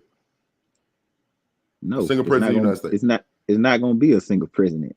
Exactly, right? So in other words, society says, hey, you're going to need a wife or you're going to need a husband in order to do this. Yeah. Right? So there's a pressure for you to get that. You're going to need that to recreate. You can't recreate by yourself. I don't need a wife to recreate. Yes, the proper way is to have a wife. The proper way is what made that proper? Recreate. What made that proper? What made that proper to have a wife? Yes. Right, so you seriously want to have no ties to a woman, no commitment to a woman, and just put a baby in her. Do you have any children? No, I don't. Okay. Ask around how many people got children that don't have wives or husbands. My mama ain't got no husband. It's 3 of us. Something wrong with my mama? I ain't saying nothing wrong with your mother, but I'm saying that's not the proper way to do it. What made it proper is what I'm asking you. Because you should build a foundation before you bring children in the world. Marriage is a 2,000-year-old, about a 4,000-year-old concept. Human beings been around for 100,000 years at very least. So for them 96,000 years, they was building something that wasn't wives and husbands. How did society make it to that point? How did society make it to that point? Because that's something that we were built off of. You built off of relationships. There was no marriage for 96,000 years. Okay. Society made it them 96,000 years. We're talking about modern day. How you go all the way back to? I'm saying you said that you cannot build a foundation without it. I'm saying for 96 years we did. For 96 years, 96,000 years. 96,000 years. 96,000 years, we built something that was created off a foundation. We built a bunch of people built off no foundation, right? That's what you're saying? Without marriages, there was tons of foundation. Otherwise, we wouldn't have made it this far. Okay, well, I'm talking about foundation. But I clearly didn't need the foundation to make it 96,000 years. It was a longer time that folk wasn't married than that they was. don't see. We only been getting married for about 4,000 years. Okay. Humans been around at least 100,000 years.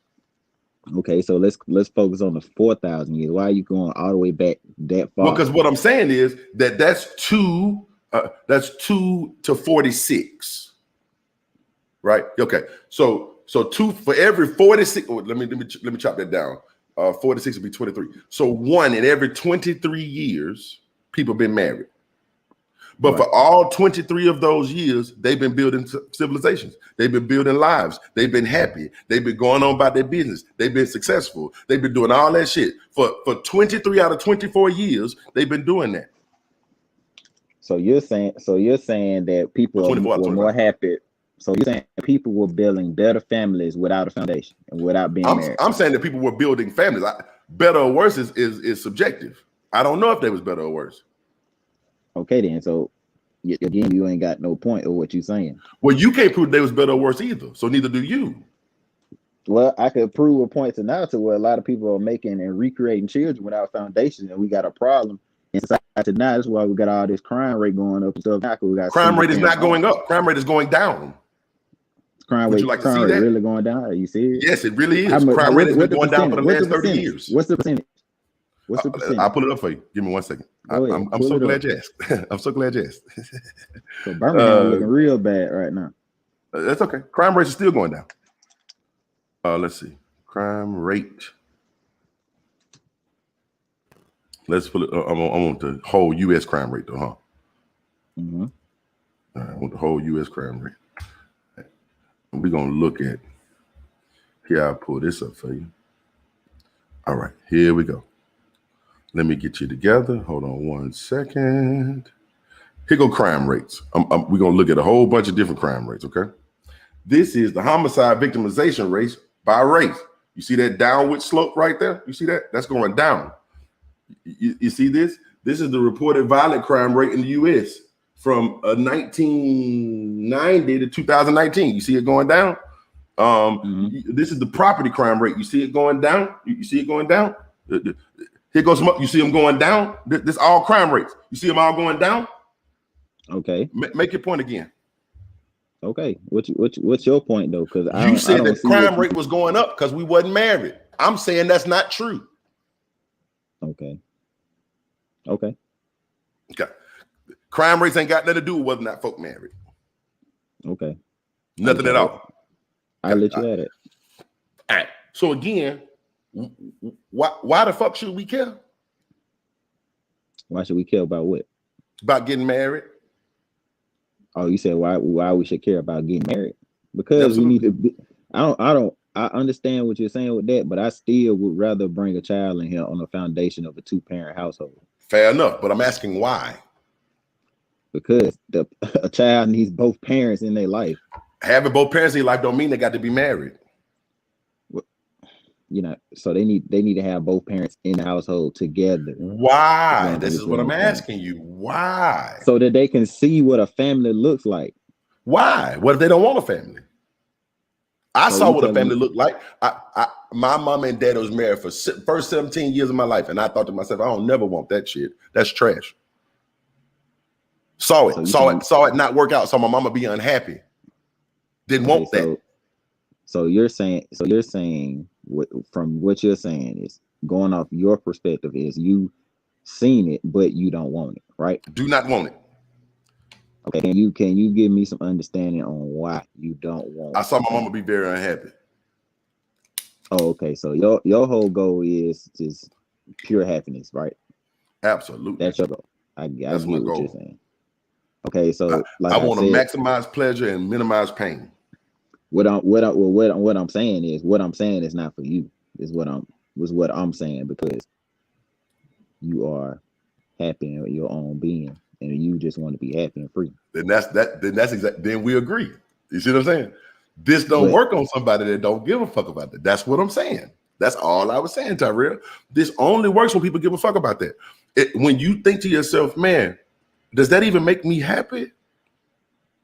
Right? Like, I don't get to live here for forever, bro. I might be here another 30, 40 years, maybe another day. I don't know. But when I leave here, I want to leave here with a smile on my face. That's all that mattered to me. Ain't no wrong That's with all that mattered to me. That's it. Nothing Was wrong I with happy? that. Did I hurt anybody? I don't want to hurt nobody. I don't want nobody to come to my funeral and say that nigga owe me. Nope. I don't want nobody to come to my funeral and say that nigga did me dirty. Nope. So I want to leave here happy, and I want to leave here with everybody I touched happy, as many people as possible happy. Right. That's what I like. Yeah. Okay. So not just my own personal happiness. I live to make other folk happy too. Right. So it ain't that I'm selfish. Right. Mm-hmm. But I don't need to be married to do any of that.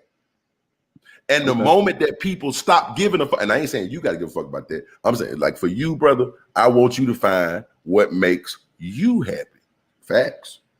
You get what I'm saying? Like, my goal for you, my brother, well, not my goal, I ain't got no goal, but like my hope for you is that whatever you end up doing brings you joy. But to those who don't give a fuck about that, right? To those who say, man, folk getting married ain't made shit no better, bro. It was married folk that gave birth to all the crackheads from the 80s. That we was way more married then. Okay. Them children, them crack babies, that's because they married parents had to go to work. So you saying that the salute? So we saying you were solving it now by not getting married and having children? No, I'm saying that the correlation is not a causation. I'm saying married or unmarried don't change parenting. Because there's plenty of single mothers right now that's keeping their kids out of crime. It's plenty of single fathers right now that's keeping their kids out of crime, which is why the crime rate is going down. So you're saying we're having a better effect by having single parent homes? I mean, if we bring it up the crime rate, then clearly yes. Interesting. I know that ain't what they said, but we can go look at the rate again now. There they go now. You know, we less married now than we've ever been. Right, our marriage rates keep going down, but these crime rates keep going down. You get what I'm saying? So I get what you're saying with far as the crime rate and all that stuff, right? So with that being said, my whole thing was people don't want to be single. So how would you even go about to doing that? You can't do that, but how would you even, say that to somebody to be like, look, how you don't. I'm not saying that people should be single. That's not what I'm saying. I'm saying there is no should be. Do whatever you like. A lot of people are being pushed by the should be. It ain't even what they like. It's what they think they should be doing. There is no should be. The only should be is that you should not hurt anybody. That's the only should that exists. You should not hurt people that you don't have to hurt. That's the only should that exists in my world. Maximize your good, minimize your evil. Okay. That's it. That's the only should that exists in my world. But it's a lot of people getting pushed into marriage because they think they should be married. Not because they actually should be, but because they think they should be. And a cultural pressure, it's kind of like if somebody did you go to your prom when you was in high school, bro? Yes, sir. Okay. Why'd you go? You wanted to go? Yeah. All right. Okay. So you thought, man, everybody else going, I should go, man. I don't want to be the only nigga that didn't go to the prom. Right? Like, I mean, it seemed like it'd be fun. Everybody else was going. I had a girlfriend in high school. So with that being said. So you should take your girlfriend to the prom, right? Right. But what if I remove that should from you? What if that wasn't like your girlfriend in high school? You didn't take her to the fucking debutante ball. Take her to the what ball? Debutante ball. What's that? Was she a debutante? A what? Debutante. What the fuck is that? You never heard of Okay, my point exactly. Y'all in the audience, y'all ever heard of debutante ball? I'm gonna just let them do this in the comments. Debutante ball was kind of like a promenade. It was kind of like a prom, right? If she was a debutante, you would be her date to the debutante ball, right? But see, since that wasn't a requirement of you, you didn't feel like you should do it. You had no social pressure to make you do that. But the debutantes needed dates for the debutante ball. And if your girlfriend had been a debutante, you would have felt like you needed to take her to the debutante ball. But because that pressure wasn't put on you, you don't feel bad for not doing it. Yeah, I don't even. That's my point. I don't even know what that is. But look over in the comments. Just pay attention. Look at the comment. Everybody over there know what a debutante is, but you. Okay. Right. Where you from? You from Birmingham? Yes, sir. Okay. You're a little younger than me though, so maybe debutante ball wasn't that big of a deal when you got to school. So I can't knock you for that. Again, the social pressures were different. Right. Okay. The social, and that's what I'm getting at. That when them social pressures change, your requirements change. If nobody put the social pressure on you for marriage, you wouldn't even be thinking about that. There is nothing intrinsically natural about being married. We've been around for 100,000 years. We only started getting married 4,000 years ago, which means that for 96,000 years, we weren't thinking about that. We were doing just fine without that. There was nothing intrinsically good about marriage. Otherwise, we would have needed it from its inception. We've been eating for all 100,000 of them years. We've been taking shits. We've been sleeping. We've been finding ways to stay warm. We've been building houses and huts and staying safe. Those things were intrinsically good. We needed those. Those were the foundations that we needed. Marriage was arbitrary. It was arbitrary. Now it has become a social pressure, like taking your girlfriend to the prom was a social pressure. But taking the girlfriend to the debutante ball was not your social pressure. So you didn't feel any need to conform to that. You didn't even know it existed. You didn't give a fuck about that. That's all I'm saying. So marriage is basically a pressure. It's a pressure. Somebody's pushing you to be married, and it's a societal thing. To what it's a norm, right? To be married. Mm-hmm. Okay, I could see your point a little bit. If you got married, bro, let me ask you, where would you get married? If you could put together your perfect wedding, where would it be? My perfect wedding? Mm-hmm. Let's see. I definitely want one of those beach type weddings. Beach type wedding. Oh, that's nice. What would you wear? Beach wedding. Preferably black tux. Black tux. Okay. What should she wear? Preferably white tux, white dress. White dress. Yeah, that's nice. And who would officiate your wedding if you don't mind me asking? You say officiate? Who would officiate? Like who would do your vows? You get a preacher. You get your friend. Who would do it? Definitely a preacher. A preacher. Okay. Now all those things that you just said, nothing wrong with any of that. By the way, I want to make sure I say this to you, bro. Nothing wrong with any of that. Okay. I want you to have exactly what you said. Okay. Because I want your life to be a dream. Okay. But all of those things that you just said, you have it's completely arbitrary that you want them. In other words, if it wasn't a black tux, if it wasn't a white dress, if there was no preacher, none of that matters. The reason that you want those things is because you've seen them in society. That don't mean you love anybody anymore. That don't mean it's going to work out any better. That don't mean none of that. Right. You've just seen them in society. So it places the societal pressure on you to perform those acts. God damn it, I lost my brother. God damn it. I didn't do that, guys. Y'all saw my hands here, so I didn't touch nothing. I didn't do nothing. Y'all saw me doing this. I didn't cut him off.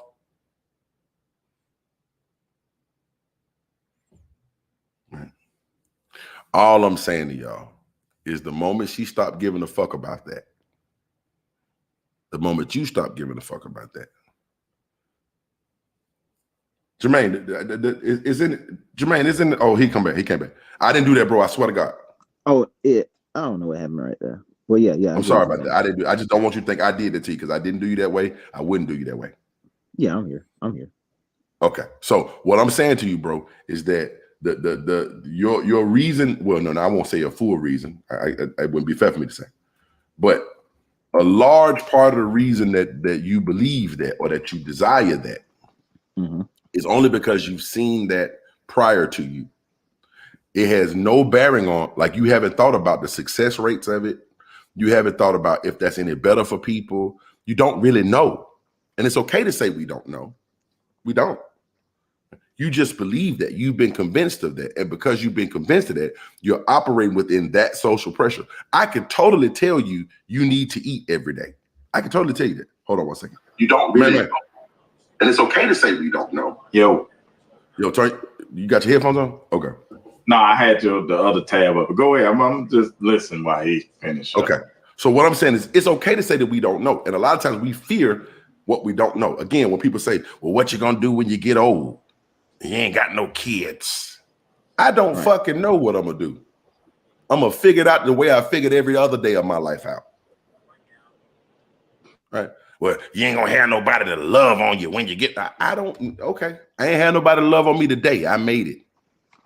But I see, I'm okay. you kind of missing the point of having a partner though. Like it's more to that than just having a partner though. Okay, go for it. I'm listening.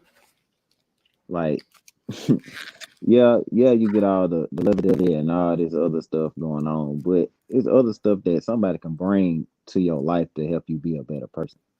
Absolutely. And I'm not missing that, bro. I'm not missing that. So they say that sometimes when you get a partner that sometimes they can bring different emotions and different things out of you to make you become a person that can be how can I say greater. I can't read that. Get that out the screen, man. Put that down. We can't read it. It's white. Put it down. Go ahead, bro. Than a how can I say it? I don't know how to say it, but they help you be a greater being in the world, right? So it's certain things that you won't reach in life without a partner. Tyrell, let me ask you, do you fear not reaching those things? Say what? Do you fear not reaching those things? Do I fear not reaching what? Whatever those things is that having a partner is going to bring to you. The only thing I fear not reaching, not having a partner is not having children. That's the only thing I fear. But you can totally have children without having a partner. That happens every day. So I'm asking. But you still gotta have a sexual partner. You missing them. Oh, a sexual partner. But that's way different than a relationship. That's still a partner.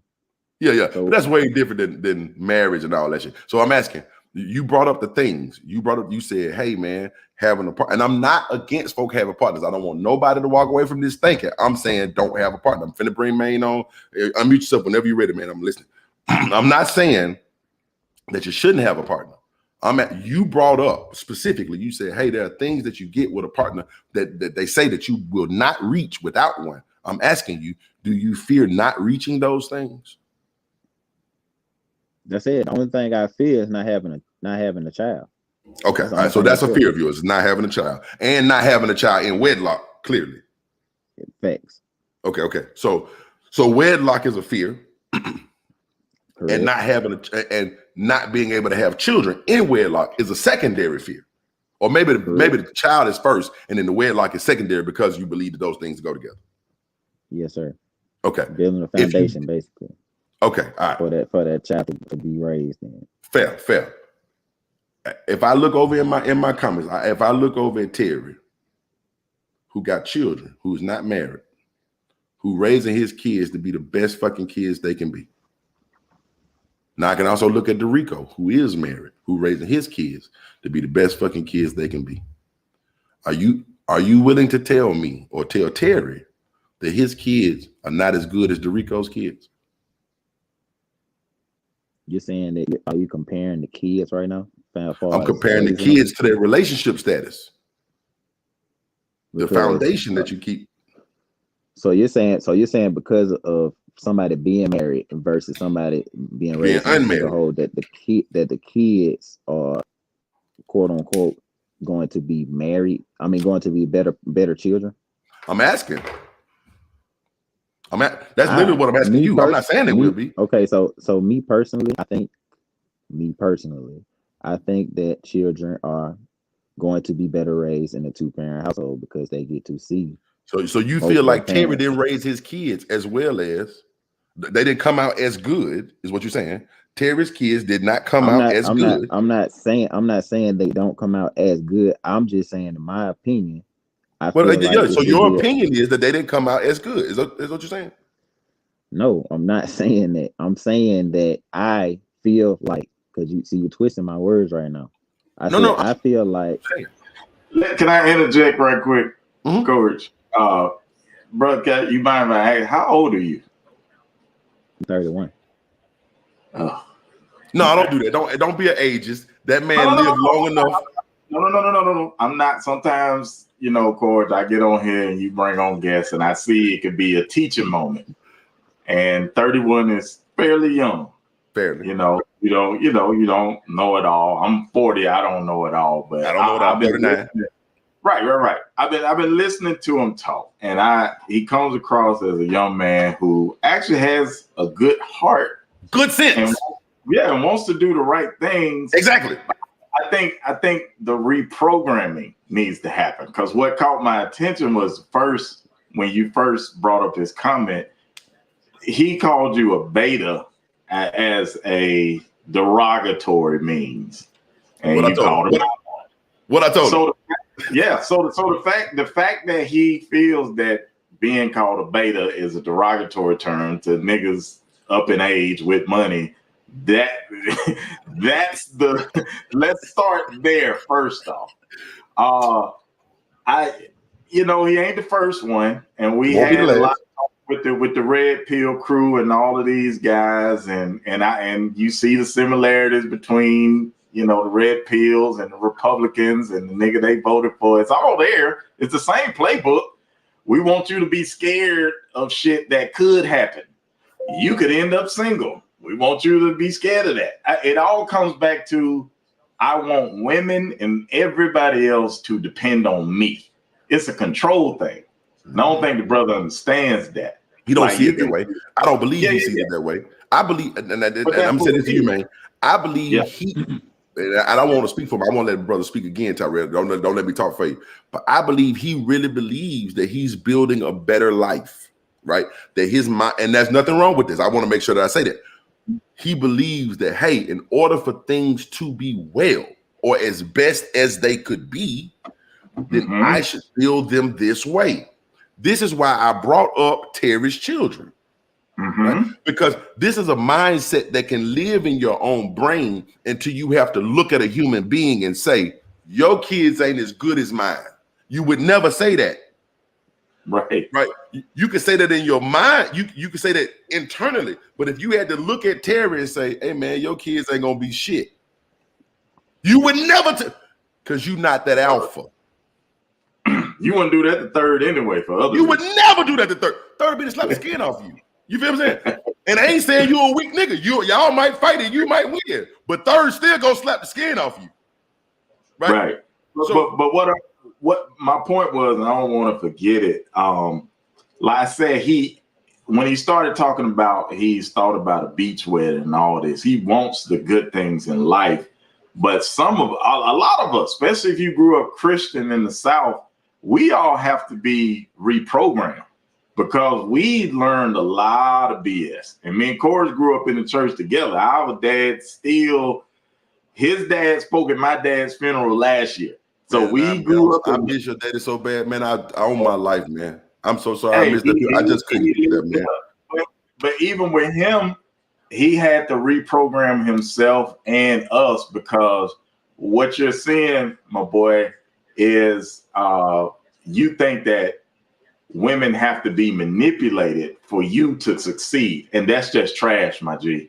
If you ever feel like, don't tell him that, because I don't think he sees it as manipulation, and I wanted to let him speak on this. I'm trying to figure out what y'all saying with the manipulating. Who is manipulating? No, I don't think it's manipulative. I don't think that you're being manipulative. I think that you are being opportunistic, and let me explain what I say there, and I'm gonna pass it to you. I believe that you honestly believe that the way to find success in your life and your life pattern is to get married, have children in that marriage, and build that as a foundation. Am I wrong about that? Hold on, say that again. I believe that the way you believe to find success in your life and life pattern is to get married first and then have children in that marriage and set them up for their life successes. Is that true? Correct. Okay. Now let me ask you two questions, and I'm gonna shut up. What makes a thing successful? What makes a life successful? You said what makes a life successful? Yes. Like, do you feel like your life has been successful right now? Yes. Okay. But it hasn't reached its ultimate success, right? You have not reached your ultimate success, right? And a part of the reason you haven't reached your ultimate success is because you are not married with children. Does that count? That does count. Okay, all right. So you believe that the ultimate success in life is to do whatever you've done so far, plus get married and have children. Is that true? Correct. Maybe you'll make some more money. I grant you on that. Maybe, right? Right. Am I okay? Okay. All right. So I don't think that's manipulative. Let me clarify. Where the manipulation comes in that is trying to use what he perceives as people want of a relationship to dangle over their head like, yeah, everybody want this, right? You remember he tried to make that case earlier? Everybody wants somebody. Everybody wants. So when you do that, now you're saying, hey, lady, you could use it in this term like, come on now, you got to dress a certain way. You got to do this, or you're going to end up single the rest of your life because I know you want a relationship. That's that's where the manipulation part comes in. That I mean, Go ahead. Go ahead. I don't know about that because, like I said, everybody ain't gonna tell you they true far as they want somebody. Like they really want somebody, they're not gonna tell you that. But like, the assumption, here's the assumption. Somebody. Right. You assume that everybody wants somebody. Hey man, shout out to Jimmy Anderson, man. It's not assuming. That's what you mean. That is an Everybody assumption. wants somebody. That is an assumption. Okay. Hey man, shout out to so, Jimmy Anderson, man. Me, so, Jimmy, and Jermaine been knowing each other since we was goddamn probably sperm, damn near. You know what I'm saying? Like we've been knowing each other a long ass time, man. I just want to shout out Jimmy. Good to see you on here, Jimmy. Good to see you, Jermaine. But back to you, Tyrell. It's natural. It's natural to want somebody. Like it's no, you natural. don't know that. You don't know that. And I don't know that. I don't know that. Ain't nobody gotta even tell you that you like women, right? But wait. I'm telling you personally, I do not want to be married. Answer the question. Nobody I'm answering it right now. You like women, but you like women, right? I do like women. Okay. That don't mean you want to be in a relationship, though. Right. But there are some people who are born asexual, who do not like men or women, that want no one. I will show you a YouTube page of a woman. Her name is the Godless Granny. She was born asexual. She's never had a sexual desire for a single human being, according to her. She actually has children. She ended up divorced because that just wasn't what I made her. She didn't want to have children. She didn't want to get married. She didn't want to do none of that. Let me go back also, Coach, that not only that was the textbook definition of an assumption. You can't speak for everybody. You never met everybody. You just can't say that. Oh, okay. But So no, hold on. You also made the assumption about crime earlier, and we proved that wrong. You seem to be, I'm seeing a pattern of assuming. I don't think you have an ill nature at all. I don't think you. I said, hold up. Can I address the crime part? I don't think you have an ill nature about anything. Wait. Everybody, hold on. Yeah. Let me tell you. I don't think you have an ill nature about anything that you do or say, but when you assume instead of based off facts, that's going to be a red flag for anybody, with sense. Why would you assume things that you can't prove? And now I give you credit. Unlike most people that I've talked to, you did say, look, I'll back up on that. But that's what you, yeah. But you still have a pattern of assuming things, and you only make the assumption because it's better for the narrative in your head. And that's why it's kind of trash, bro. I don't think you're trash. He's not trash. I'm just saying move like that. The assumption that I made is trash, right? No. Want somebody. You're trash. Absolutely. Let me insert this, and I want to pass it to you, Tyrell. I don't think you're trash at all. I believe that you are operating in a normal set of assumptions. Okay. Here is where I think the normal set of assumptions can be toxic. Let me not call them trash. Let me call them toxic. Okay. Because the normal set of assumptions is based on what we call common sense. And we think of common sense as a good thing. Common sense is not necessarily a good thing. What you just said is good common sense, Tyrell. You're right. Everybody, notice my quote fingers. Everybody want to be married. Everybody knows that this makes for better a foundation for children. Everybody knows that this is what's going to make for success. That's good common sense, Tyrell. I'm not saying that you're wrong for that. I'm saying that that is presumptive and not necessarily factual. Right? Life is not intuitive. In other words, if I walked outside right now, I would believe that the earth was flat. And I would believe that the sun rotated around me. Neither one of those things are true. But it looks true to me. But the earth is not flat and the sun does not rotate around me. But it looks like it does. Right? Life is not intuitive. Right? So I have to be wise enough to say, wait, this is how it looks to me, but that don't necessarily mean it's fact. You are using the idea, and you're not doing this purposefully. I don't think you're a bad person. I want to make sure I say this again, brother. I don't think you're a bad person at all. I actually like you, bro. I heard you talk on Clubhouse.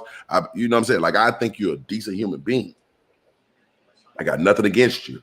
This is not me sabotaging you. I didn't even invite Maine. Maine said he wanted to come on. That's my brother. He always welcome where I am. Teacher moment. I done crossed Maine a couple of times at our events. So he a good nigga, man. That's one of my favorite people on the planet in real life. So shout out to that. But what I'm saying is that myopic worldview, that worldview that says, well, it makes sense to me, thus it must be true, is not necessarily the best view to have. What I was saying was that if someone takes a view outside of yours, again, if you ran into an atheist, you can't scare an atheist with hell. You can't. Hell don't scare atheists. They don't believe in none of that. You're going to have to prove that hell exists first. And when you run into a hard time proving that hell exists, you can't control the atheist.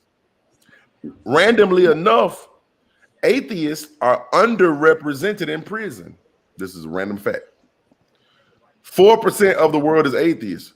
0.01% of the world's prisoners are atheists. So that means that even though they don't believe in a God, they don't go commit crimes. That being said,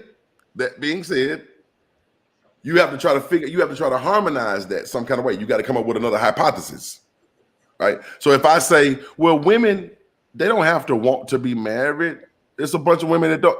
My suggestion is that the reason that so many women do want to be married is cultural, not intrinsic.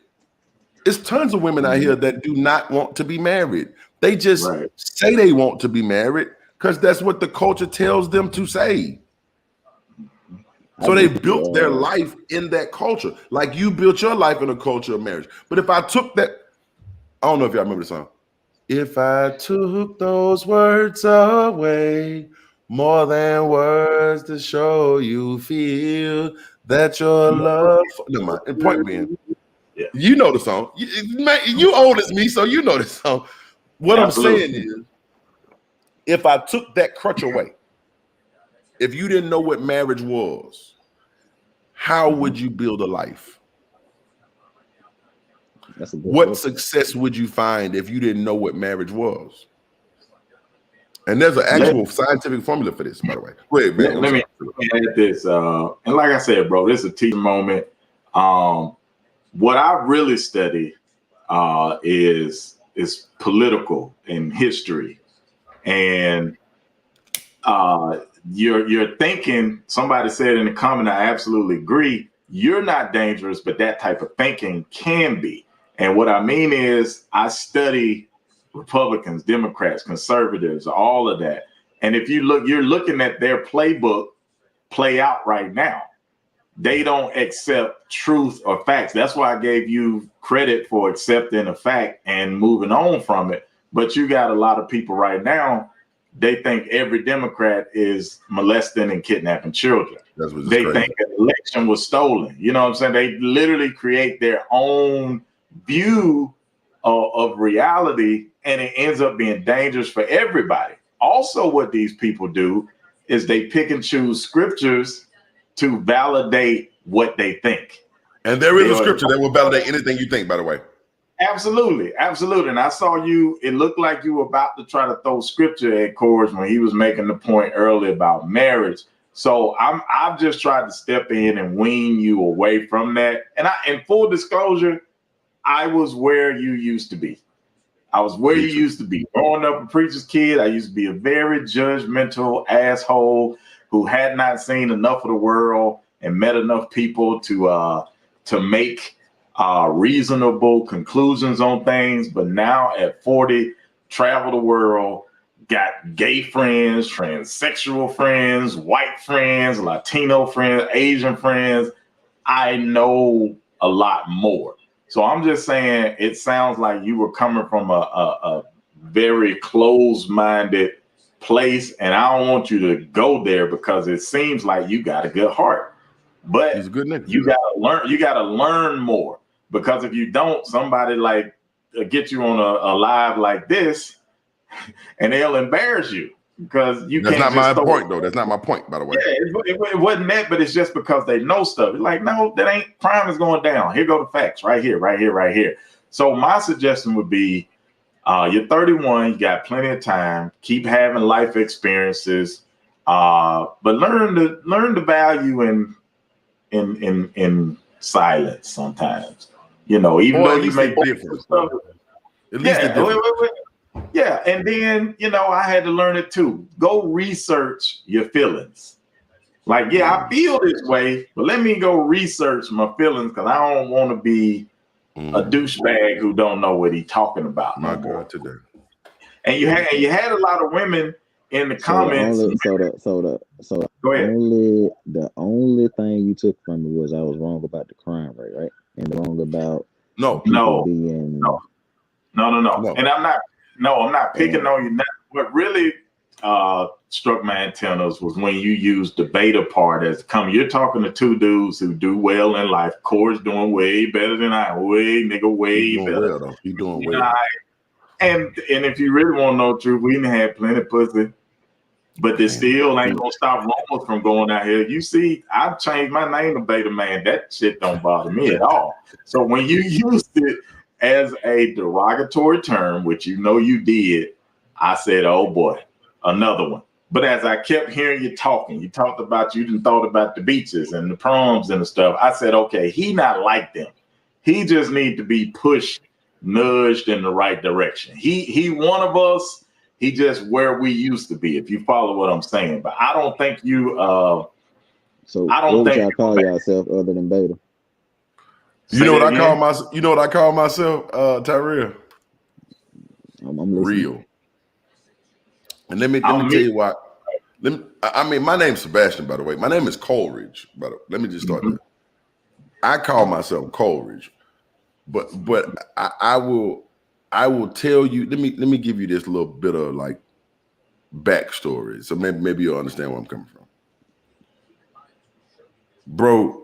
What I learned early on in life is that it's not my job to control it. It's my job to capitalize on whatever the environment gives me. Whatever the environment gives me, I gotta master it. I don't set the environment per se. Some people, maybe alpha males believe they set the environment. Maybe the beta male in me says, hey, I don't control the environment, but I'm gonna win whatever it gives me. Right. I learned to do that, bro. I've made, and when I say millions of dollars, I literally mean millions of dollars. I have been successful at everything I put my hand to do. Ask about me since a long time ago. Now, I don't mean I just started getting this either. I've been winning a long time. I'm a winner by nature. Right. But I learned, hey, if that's what they're giving me, I'm gonna master that. And that's what, okay. I can't tell you what to give me. You give me this, I'm gonna master that. Okay. Now you might say, well, that's beta of you because an alpha male sets the standard. I don't care about setting the standard. I just care about winning. I just want what I want. I don't give a fuck what you gave me. I'm gonna get what I want out of it. If that makes me beta, then so be it. But I got $3 million worth of houses. and $750 million worth of cars. Okay. I'm happy. I got 3 American cars back there. Okay. Right. So you're saying the money and the success make you happy. But not just the money though, bro. Not just the money. The mindset. It's not just because of the money I made. I'm just using money because money is it's a non-fungible token, basically. So in other words, if I talk money, you can understand what money is. I can't explain to you what happiness is. That's fungible. You might say happiness is something different, right? Let me ask brother this. So you subscribe to the alpha beta theories, right? Yes, sir. You do? Yes, sir. All right. Well, let me ask you. Give me 1 or 2 examples of men you consider alpha men.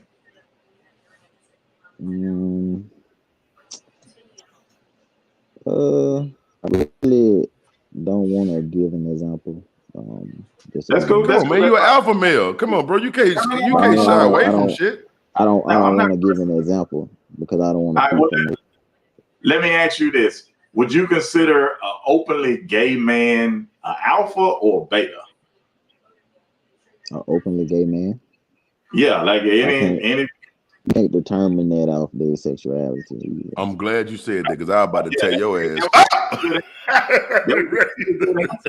Because here's what happens. A lot of people, and I'm not accusing you of doing this, but what I was trying to get the example, if you gave me some alphas, a lot of people would consider, or on the internet would say, a dude who's openly gay, he's a beta, he's a bitch, and Future is like an alpha.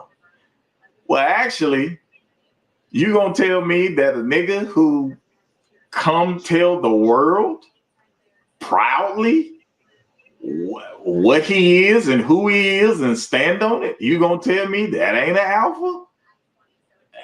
That sound like it to me. But a lot of people, I had a point, but you didn't give me no example, so I couldn't dig all the way into it.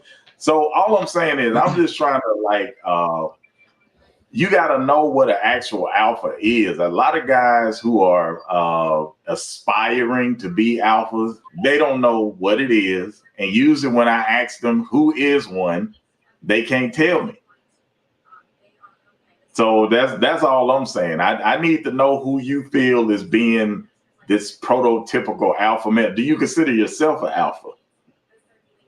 No. And why not? Because I don't want to call myself an alpha. I'm Tyrell. Do you consider yourself a beta? No. I'm Tyrell. Okay, well, I asked you at the beginning, I said, do you subscribe to the alpha beta theology? You said yes. I subscribe. Just because I subscribe to it doesn't mean I am that. Oh, okay. So, okay. All right. I ain't right. I ain't mad at that. You know, maybe me and Corey just said something that changed your perspective, which that would not be alpha at all to let us change your mind that easily. But I respect it. I think you're a good dude.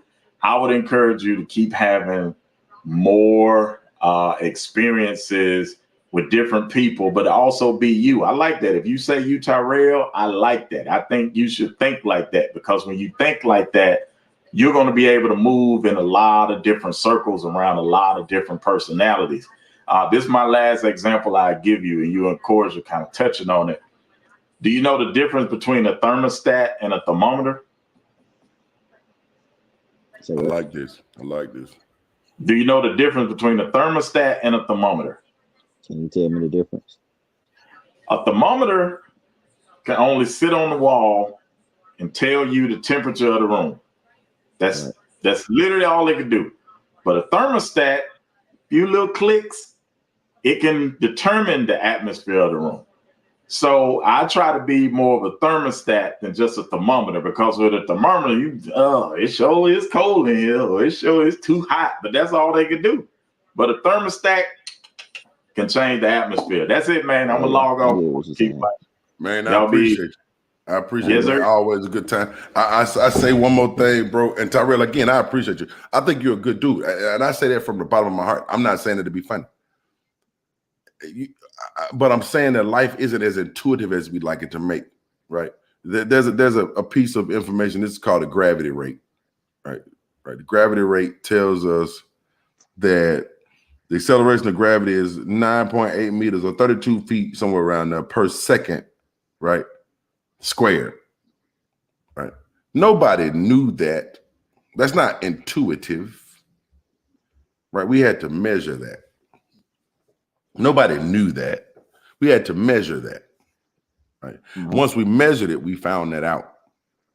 A lot of times we be trying to say things that we don't know for sure.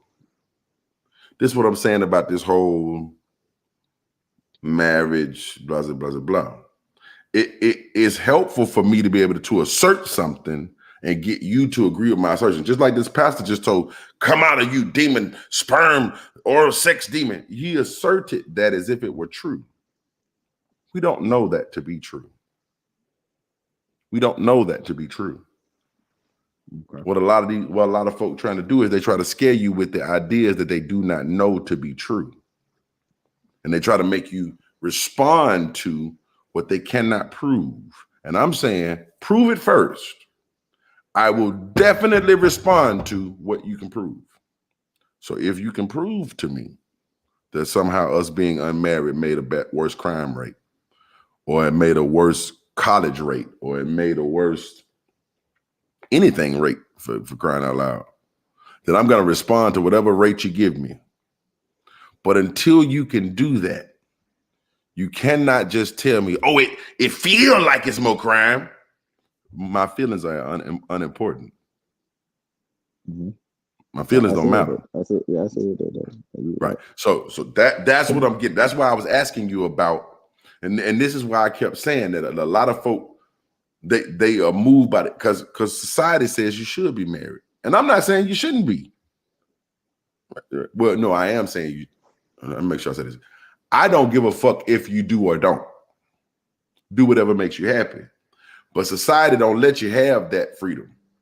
Society says you should be, right? It speaks to what ought be. Reality doesn't care about what ought be.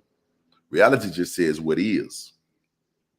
Okay. The gravity rate just is what it is. It doesn't matter what it ought to be. It ought to be whatever it is. It just is what it is. So if you decide, hey, I want to be married, then by all means, brother, be married. I'm okay with that.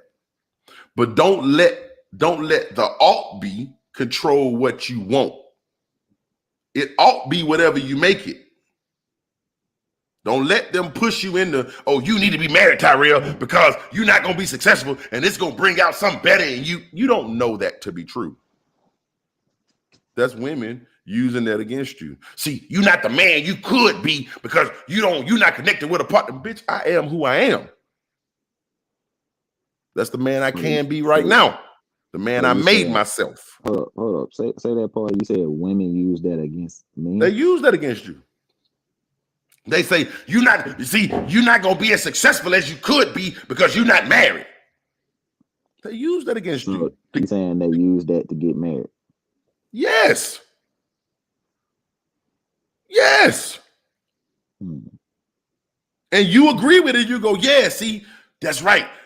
I could be a better man if I get married. So I'm going to use the carrot of marriage and tell them that they're not living right because I'm good if I get married. So I'm going to use that against them to make them want to do what it's manipulative. That's not you being manipulative. It's just a manipulative system. But that's why they got you thinking you should be married, which is why my man Mark, my man Mark, who has been married, and there are other pieces to this. I have to be honest. My man Mark, he thinks that women hate him because he doesn't want to be married. He's not thinking about being married. And a lot of women do hate him because he's not thinking about that. Now, I'm saying every woman does, but a lot of women do hate him for that. It's because he's not falling victim to their manipulation. If you don't care about being married, now what you gonna say about me? I don't care about being married. Oh, well, then you ain't a good nigga. Yes, I am. Next. So that's what's wrong with niggas. They don't want to be married. Why I gotta want to do that? Give me one reason why I should want to do that. Because the Bible, I don't read the Bible. That ain't for me. Next. Because the black community, shut up, black community doing just fine. Crime rates dropping, education rates going up. This I can prove to you. Now, this ain't shit I'm just saying. I can prove this to you now. Education rates going up, crime rates going down. Yeah. And marriage rates going down. I can prove that to you now. Oh, you don't want to hear that. Don't nobody want to hear it because they want to see, they want to scare me into doing it the way that they think that I should do it. I mean, I understand what you're saying. I get everything you're saying, but that's just what I believe in, bro. And what you remember, I said this earlier, Tyree, and correct me if I'm lying. You don't get to choose what you believe. That's just what you've been convinced of. I'm okay with that, brother. Right? I don't get to choose what I believe. You don't get to choose what you believe. It's just what you've been convinced of. You didn't choose to be convinced. You just convinced. You didn't choose that. It's just what made sense to you at the time. You didn't say, I'm going to make this make sense. It's just what made sense. Right? That's not your, I'm not knocking you for what you believe. That's what makes sense to you. I'm okay with that. But I'm saying, if I can show you empirically, and I just showed you tons of graphs that says crime rates going down. I can show you the graph that show the education rates going up. I can show you the graph that say we making more money now than we've ever made in history. Any measure of success you want to show, I can show you another graph that show you that the countries that are more theistic actually fare worse off than countries that are more atheistic. So countries with less God do better in the world. I can show you that. Okay, but that ain't got to do with what you believe. So this is what you've been convinced of another thing. Don't matter what I show you. Hold on. Okay, so you're saying that it's best to, just live happy, find yourself while being single and just stay single and build yourself. No. I'm gonna argue with one word, and that the word is best. Best. Okay, I'm saying best. I do not get to determine what is best or worse. And in your paradigm, the way you think, there should be a better or a worse, right? That's why you keep saying stuff like that. There has to be a better or worse. Like, what are you talking about? Like, something's got to be better than the other thing. I don't believe that. I'm not convinced that anything is better or worse. I believe that things are different. Two things are different. It's how it matters how much you like them. That's it. Right? Those two things are different. Pick one. You could totally go get married, blah, blah, blah. Knock yourself out. But when you start to let that idea push you into thinking, this is better, this is worse, right? Then you may do some things that may not be better or worse because you'll sacrifice this better for that better. You start to, right? So you say, oh, I could choose to be happy today, but in order to be happy tomorrow, I sacrifice my today's happiness. And we all have to do this. But right? You get what I'm saying? Can I ask you a question about best? Can I ask you a question about best? Yes, sir. Right? I'm gonna say best instead of better or worse, right? So is it best to have a child while married, or is it best to have a child out of wedlock? Neither one of these is better or best. I do not believe in that. So give me a reason why you would think that. I was born out of wedlock. My mother then got married. Then she got a divorce. Can I say that my life would have been best if she were married when I was born? No, I do not know that. I turned out pretty fucking good, Tyrell. I'm a good human being. Okay, I hear you. I just were you born in marriage? Yes. Right. Were your mother and father married? Yeah. Okay. Yes, sir. So then it would seem more normal to you to do it that way. I respect that. You get what I'm saying? Yes, sir. But if I said, Tyrell, you 31, okay, you 31. I'm 39. Tyrell, what you do for a living? And I'm not here to just humor me. Photographer. You're a photographer, okay. Have you ever won a national award for being a photographer? No, sir. Have you ever made $1 million for being a photographer? No, sir. Okay, but photography makes you happy, right? Yes, sir. By the time I was 31, I had $1 million and had won national awards as a songwriter. You had a mom and a daddy. I didn't. Okay. Okay. Is it best that you had a mom and a daddy? Maybe. I don't know. Depends on how we look at it. So you're saying that the money makes the money, not just the money, the happiness. I'm still happy. But you can't be happy because you said your supreme happiness came with a wife and children. My supreme happiness does not. I'm still happy really without it. So, you know, but my supreme happiness happened with, like, I already hit my supreme happiness. You still got a ways to go. But how you know I'm supremely happy. Hold up. How you know it's your supreme happiness if you never tried it the other way? Bro, because I didn't have it as a, you specifically said in order to reach your supreme happiness, you had to have a wife and children. You had to have it. So no matter where you are right now, you could be happier. I couldn't be. If I had a wife and children, I'd still be happy. If I don't, I'm still happy. It wouldn't make me a drop happier if I had a wife and children. Yeah, that's what I'm saying. So that, your point is, I want to get your point. What I'm saying is, you still have a way to go to hit your supreme happiness. You said that. So getting married, when I get married and have kids, and I'll be at the same happiness as you, right? Maybe.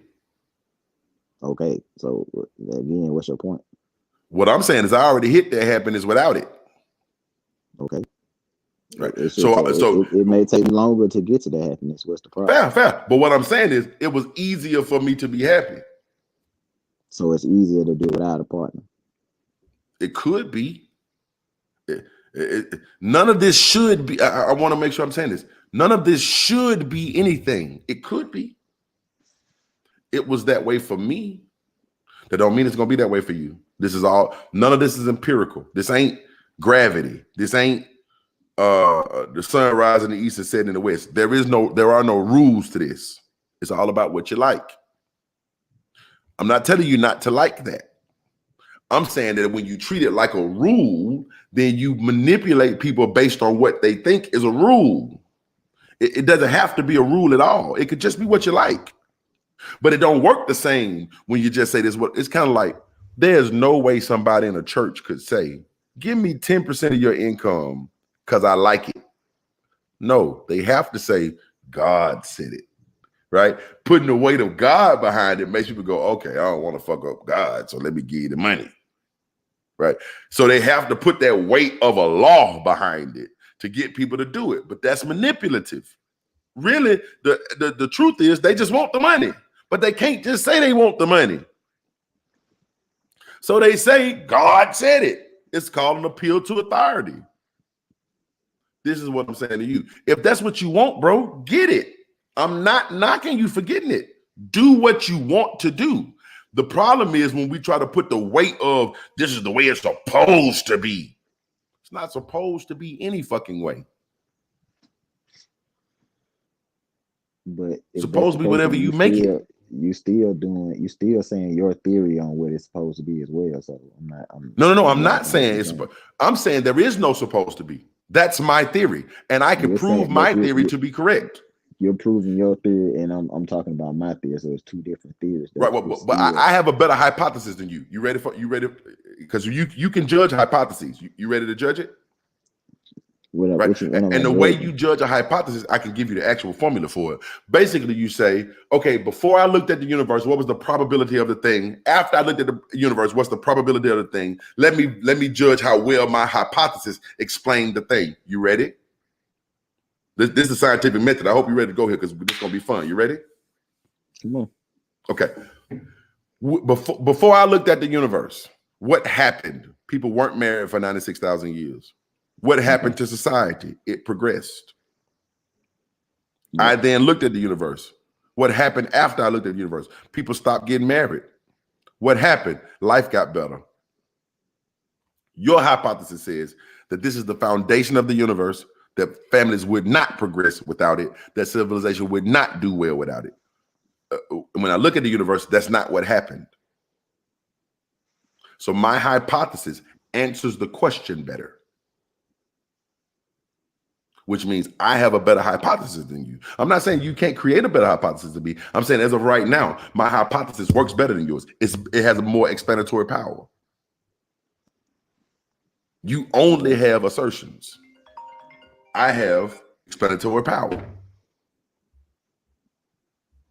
I can say, okay, let's look at the world for what it really is, and which of these explains it better. That's it. Okay. Now, so scientific. Now, in colloquialism, we both have theories. Scientifically, we don't both have theories. Scientifically, we both have hypotheses, and mine is a better working hypothesis than yours. Not to say that you're a bad person. Not to say I'm a better person. None of that. None of that. Just that when you, if I compare all of human history to your hypothesis and compare all of human history to my hypothesis, mine has more explanatory power and more predictive power. Okay. So that being said, I'm not saying don't get what you want. Get what you want. Never telling you not to do that. And then I'm gonna let this go because I've been on here for 3 hours. Yeah, like moving. Right. I'm not telling you not to get what you want. If you want to be married, Tyrell, I would like you to be as married and as happy as your little heart can take. I want that for you. I want you to find the wife of your dreams. I want y'all to be happy. I want y'all to be expressive in that love. I want her to be happy. I want your children to be happy. And third want to come on. Hold on. Third, I put the thing in the third. I put the fucking. That's the sign. That's the sign I want for you. Like I'm not sitting up here putting what I'm thinking on you. I'm just saying that in general, people want other people and be in relationships. I believe that. I'm not saying that you can't want that. Let me send this to Third. Hold on. Third, I'm sending you this now. It's in your inbox and it's in the fucking thing. It's in the 30 Lawson thing though. Is that the account you on right now, Third? I sent it to the 30 Lawson. Oh, you in Terry Lawson. I'm sorry. Let me get you right. My bad. Let me send it to Terry Lawson. My bad. I'm gonna send it to Terry Lawson. My bad. I sent it to the wrong thing, Third. My bad. Hold on. Terry. There you go. You in here. Boom. It's in your inbox. It's in the I put it in a couple places. So it's in your inbox, it's in it. Okay. I sent it. Right. In other words, what I'm saying to you, my brother, is I want you to be happy. I'm saying I don't feel like you get to lord your happiness, what makes you happy, over anybody else. Like I don't get to lord what makes me happy over anybody. What makes me happy is just what makes me happy. I might want a wife, I might not. Shit, just what make me happy. I'm not right or wrong for any of that. I'm not better or worse for any of that. You might want a wife. That's cool. You're not right or wrong for that. You're not better or worse for that. The only reason why you would think you better or worse for that is because God said it. I don't believe in God. Get about that. Okay, that's fine. Like I really and truthfully, when I got on here, we were just trying to get solutions. Like I told you when I got on your platform before, I wasn't here to argue, on here just to get solutions. So again, with that being said, I appreciate you bringing me on the platform or whatever. For the foremost, I like your content. I like everything you're putting out lately. So with that being said, I appreciate you. I'm finna get off because you a good nigga, bro. I want to make sure I said it again, you know, man. Like, and I ain't trying to aid you or nothing, bro. I think you're a smart man. I want to say that again. I think you're a genuine, smart man. And I want for you, not that it matters what I want for you, but I'm just saying, I want for you to find your happiness, your true and pure happiness. Thank you for joining me, bro. Yeah, that's the goal, bro. Thank you for joining me. I appreciate that. But yeah, so later on we might have to do some more topics soon, probably something else other than this. Bro, we can chat about whatever. I've been telling you, come talk to me. I'm not the devil. I know everybody make me feel like they try to paint me out like I'm here to tear people down. I'm not. Well, it's not the devil. You know, when I first came on your platform, what I talked about one day and I first came on your platform, you was talking about being a panda bear. Yeah. So I didn't like that. I just be honest. Oh man, come on, man. That's just a word, man. I don't give a fuck about what they call me, man. I'm out here living. I went with all that. The word panda bear does sound bad, but I don't care nothing about that, bro. I don't care nothing about because I know, and that's what I'm trying to tell you.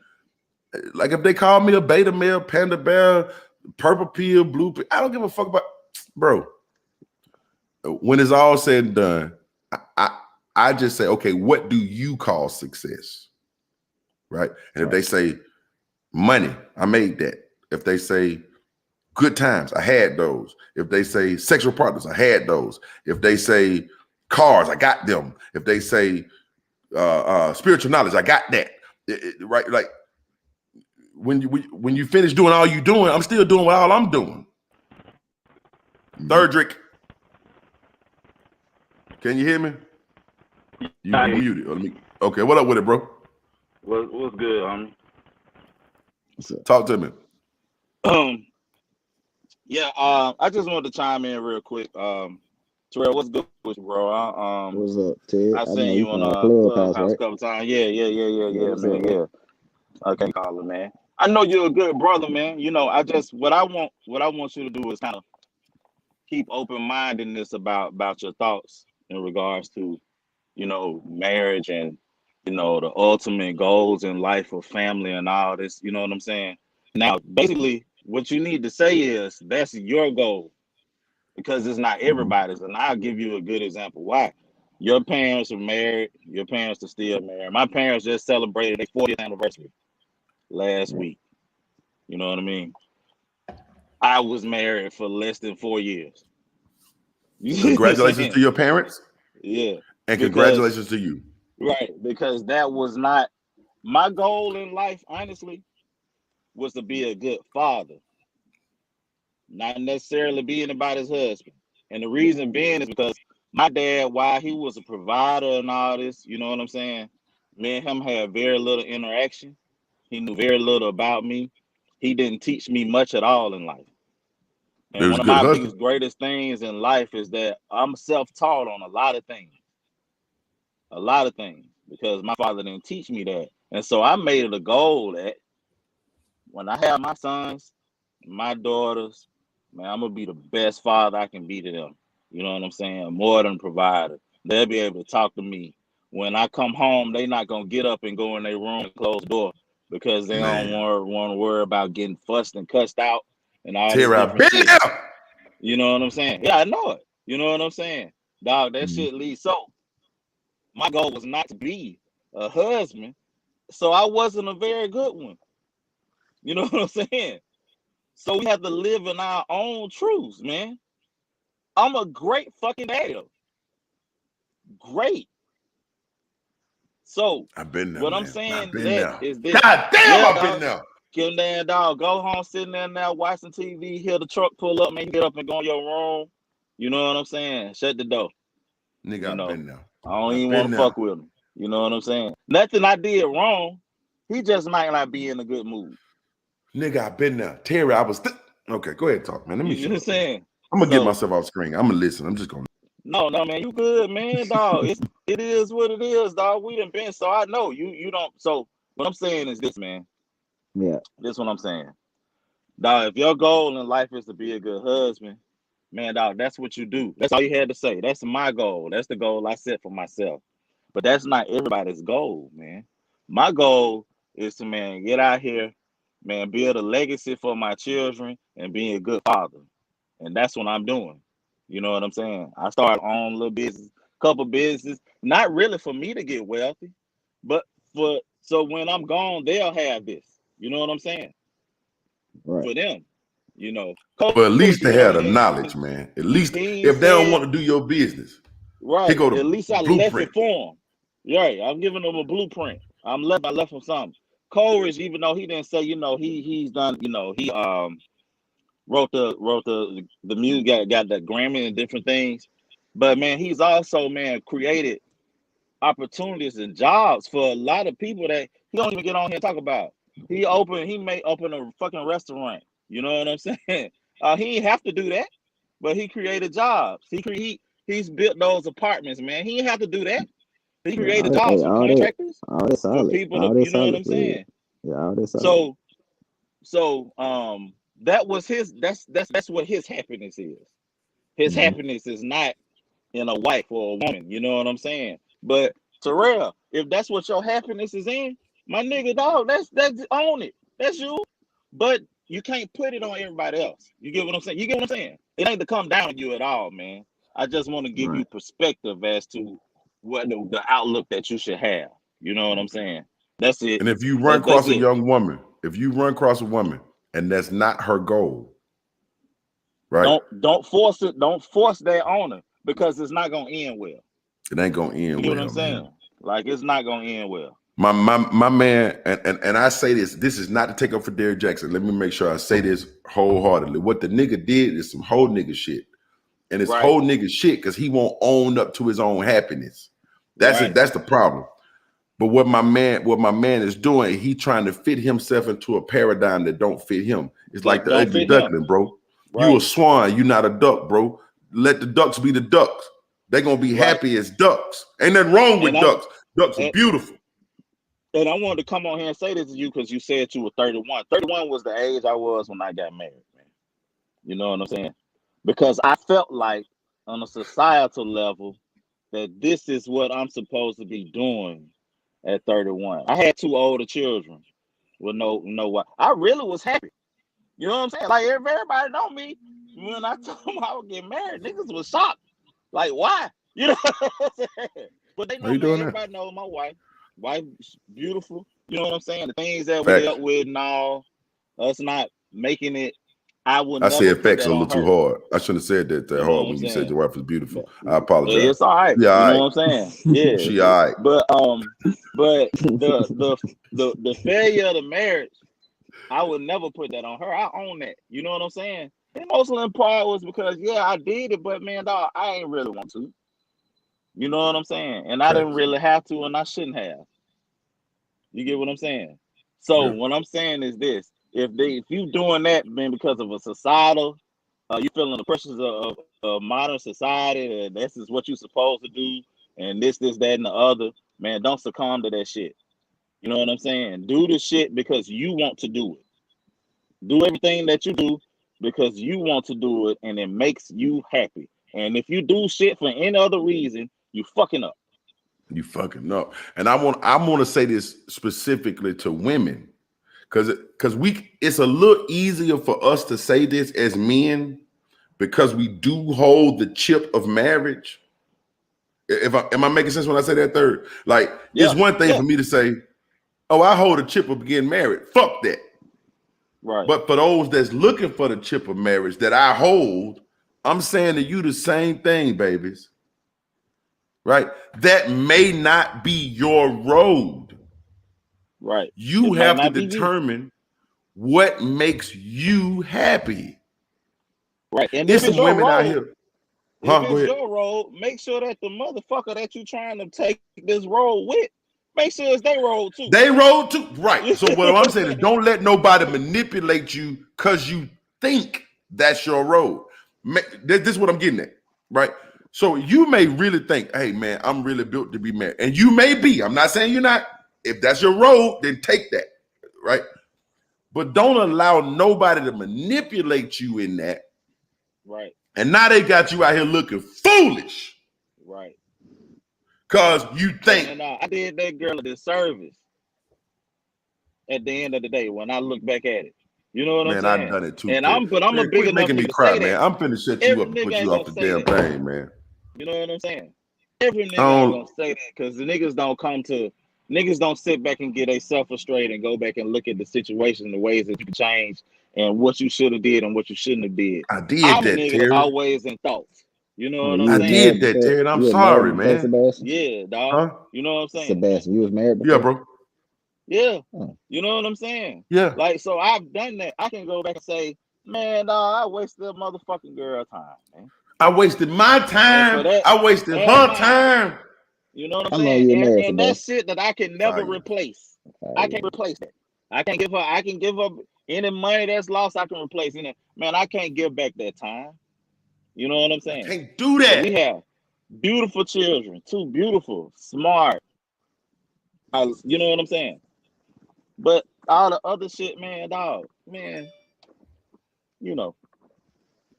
Man, on God, so just bro. be aware, man, dog. I just want you to be aware of the thing of this is life. Life ain't black and white, dog. It ain't intuitive, man. It ain't black It don't and white, work ain't the way you intuitive, think it man. work, You man. know what I'm saying? Like, just tread softly, man. Set your path and do it to the best of your ability. But man, don't get caught up in this, man. What you supposed to do, because that's what a man do, or alpha. It's an alpha. Alpha. What an alpha man does is know his strengths and his weaknesses, and allow people to come in there and help him move through. You know what I'm saying? He ain't always Terry, in you charge. preaching now. Terry preaching. I don't He even ain't when we got always in charge. ordained. So I never. like this conversation where it's going. So Yeah, I life haven't ain't. said it, but I've been married before too. Oh, well, come on with it, brother. Yeah. Yeah, tell you the truth. We here to hear it, bro. Yeah. Ain't no point. This.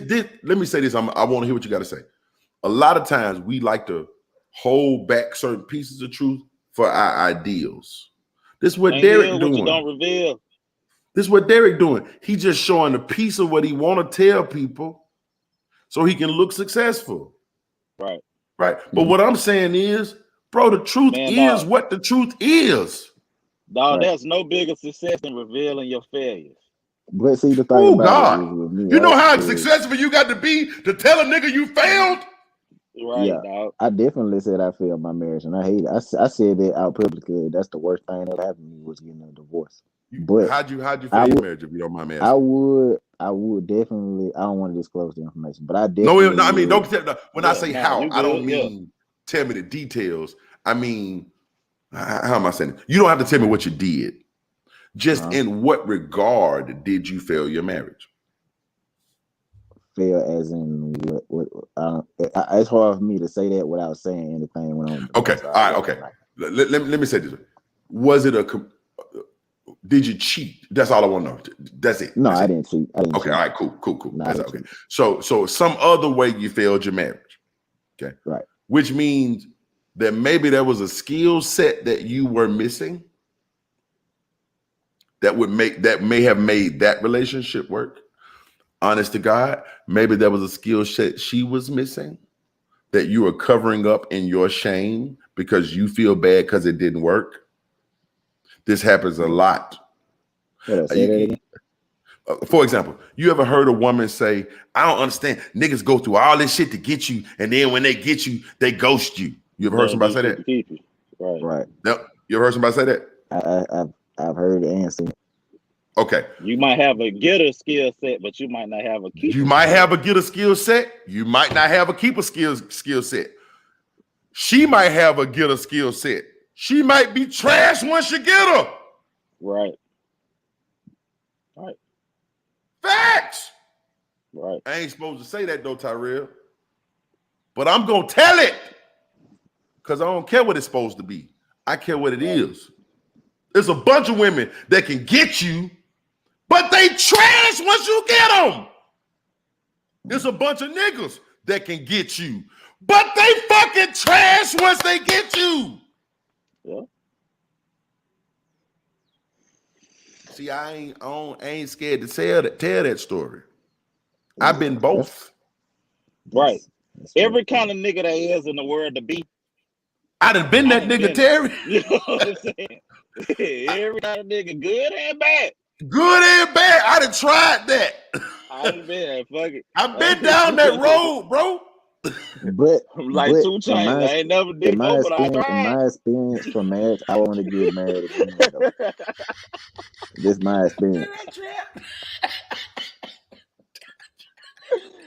So, shut up, Terry. Listen to Tyrell. He got something to say. Oh no, I was just saying, you know, with me going through that process of getting married and seeing how marriage works, I would definitely want to have marriage again and build. Try it again. And I think, and I believe for you, Tyrell, facts. Right. You should try that again. Quitter, guy. Right. If that's really what you want, then I want you to have that. But I want, before you go back out into getting that, bro, I want you to really evaluate if that is, how do you want it? How do you feel growing up as a nigga in the cash can? I'm just kidding. No, I'm just saying. Fast lane, I'm for real. I'm for real. You know what I'm saying? So, but no, I want you to really think, okay, is that really what I want? Activate your hips and push your ass right. out. See, that was my problem. How do I want that to work? What's my actual reality for it? right? Is just give yourself a chance. This true for women, this true for men. I'm trying to be fair. Is that really what you want, or is that just something you think you want? Right. Is that really what you want, or is that something you think you want? And then really weigh those options out. I'm not saying you don't, but really weigh that out. Why do I want that? Is that really important to me? Or is it culturally important? How much do I put the cultural importance? Think about the fact that for you to want marriage more than you want like right now, you're saying you want to be married. I think that's a bit weird because I don't believe a person should want to be married till they find a person to be married to. Well, it's not so much as the marriage. I just want to make sure that who I'm building my family with is just as strong as I am. So I just. But that's what I'm saying. I think it's weird to put the fact that I want to build a family within until I know who I want to build a family with. The rest of that is irrelevant to me. If I ain't met the person I want to build a family with, why am I building a family? To me. Now you might say, hey, I really want that. I'm gonna find somebody to fit that. To me, I'm thinking, I don't want nothing. If I find somebody and it work, they're cool. But neither one of us are wrong. Neither one of us are wrong. No, nobody's wrong, dog. Yeah. You know what I'm saying? I don't have to end it. You're only wrong if you do some shit that you know you shouldn't do or know you don't want to do. Then you're wrong. Right. That's when You you're know wrong. what I'm saying? When you're doing something you don't want to do. But see, I don't have an end goal in mind. I'm not saying, hey, I want to be married. I'm looking for somebody to fit into that box. I'm saying, I don't give a fuck. If I find somebody and that work, they're cool. But if not, they're cool. But if not, cool. You get what I'm saying? So, man, it may not work out that way for you, Terrell. But at the end of the day, man, be happy with where you're at and where you're going. You know what I'm saying? Make sure that's the first thing that you do. I'm definitely happy. You know, because you're gonna meet some people on your way, Tyrell. That's gonna help. Right. Bro, I done met some women on my way, bro. Man. Man. Y'all know me. Y'all know it don't take a second for me to tell you. You ain't gotta tell me. I already know. Man, I tell this all the time. Go ahead, bro. The alpha thing, dog. Women, man, I said this shit when the pandemic. Man, do you know how much fucking money I done made with women since this fucking pandemic hit, man? Just with women. Do you know how much shit that you get accomplished when you fuck with women on the shit, dog? It ain't too much of shit that I'm gonna do in life. There's one or two niggas that I fuck with, but 9 times out of 10, I'm fucking with women. Get shit done. Women, you know what I'm saying? Bro. Women are thorough. Women are active. And shout out to Erica Perry. Trustworthy, dog. For real, man. Dog. Shout out to LaToya James. Shout out to Asia Penix. With a man, all in the back of their head, they figuring out a way that they can up you. You know what I'm saying? Like most of the time, like they figuring out a way. Shit, man, I ain't finna keep working for this fuck nigga, man. I'm finna get my own. Fuck this shit. You know what I'm saying? And all the time you trying to help them and they plotting against you. Women don't do that kind of shit, man. And unless they do you smell do some shit to good. them. Mark, you know? Mark, they smell so good. They smell so good. They do smell good, dog. And they smell good the whole time they doing it. So I ain't gonna stay on here much longer, man. All I wanted to say is, man, make sure you expand Ted, where you been at, man? You ain't been on the clubhouse, man. Where you been at, man? I'm trying to. He had started the room last night, but I couldn't make it to the room last night, Terry. I apologize. Yeah, I shit, man. I was just up, man, working and creating some shit. But I'm gonna be on there, man, more. I'm gonna create a room, man. Mine gonna be mostly based around fashion and sports. I don't like to delve into the relationship or the, you know, that type of thing too much. I'll come in and give my word or two, and then I move on. You know what I'm saying? But yeah, man, I try to stay in my lane. You know, I want to come in on some of them sport rooms you make. Yeah, I'll be, man. I love that. Keep paying attention. I love that. You know what I'm saying? For sure. I'll be sure to tag you, man. And I want to say, I love you, man. You know what I'm saying? I know you're a young brother that's wanting to thrive and want more in life. I can respect that. You know what I'm saying? Absolutely. And if you know, just make sure you keep your mind open to other things and other possibilities, man. Don't shortchange yourself. Don't box yourself in, man. You know what I'm saying? That's it. Absolutely. You know what I'm saying? I love you, brother. Tyrell, thank you for coming on here with me, man. I appreciate it, man. Man, Terry, I can't say I love you enough, man. 25 years in, bro, you still a real nigga. I ain't never known you to be nothing less. Yeah, real nigga to the end. Tell a friend, bitch. Tell a friend, bitch. Tyrell, thank you for coming on, man. I appreciate you, man. Oh, yeah. And I mean that. Bottom of my heart. Come see me again, bro. All right. So, guys, I'm out the way. But the reason I wanted to bring that up is because I don't want y'all to feel it's a lot of ways to skin a cat. It's a lot of ways to skin a cat. And you just got to figure out what way you want to skin yours. That may not be the marriage route. That may not be the traditional relationship route. And I feel like women are pushing us to rethink relationships. Right? They're not putting up with all that shit you talking. They want a certain thing. Now they got to decide if they really want that thing. Fair enough. I'm never going to skirt personal responsibility. They're going to have to go through the same thing we had to go through to find out, is that even really what I want? Or is that just what society pushing on me? I look at Derek Jackson's wife.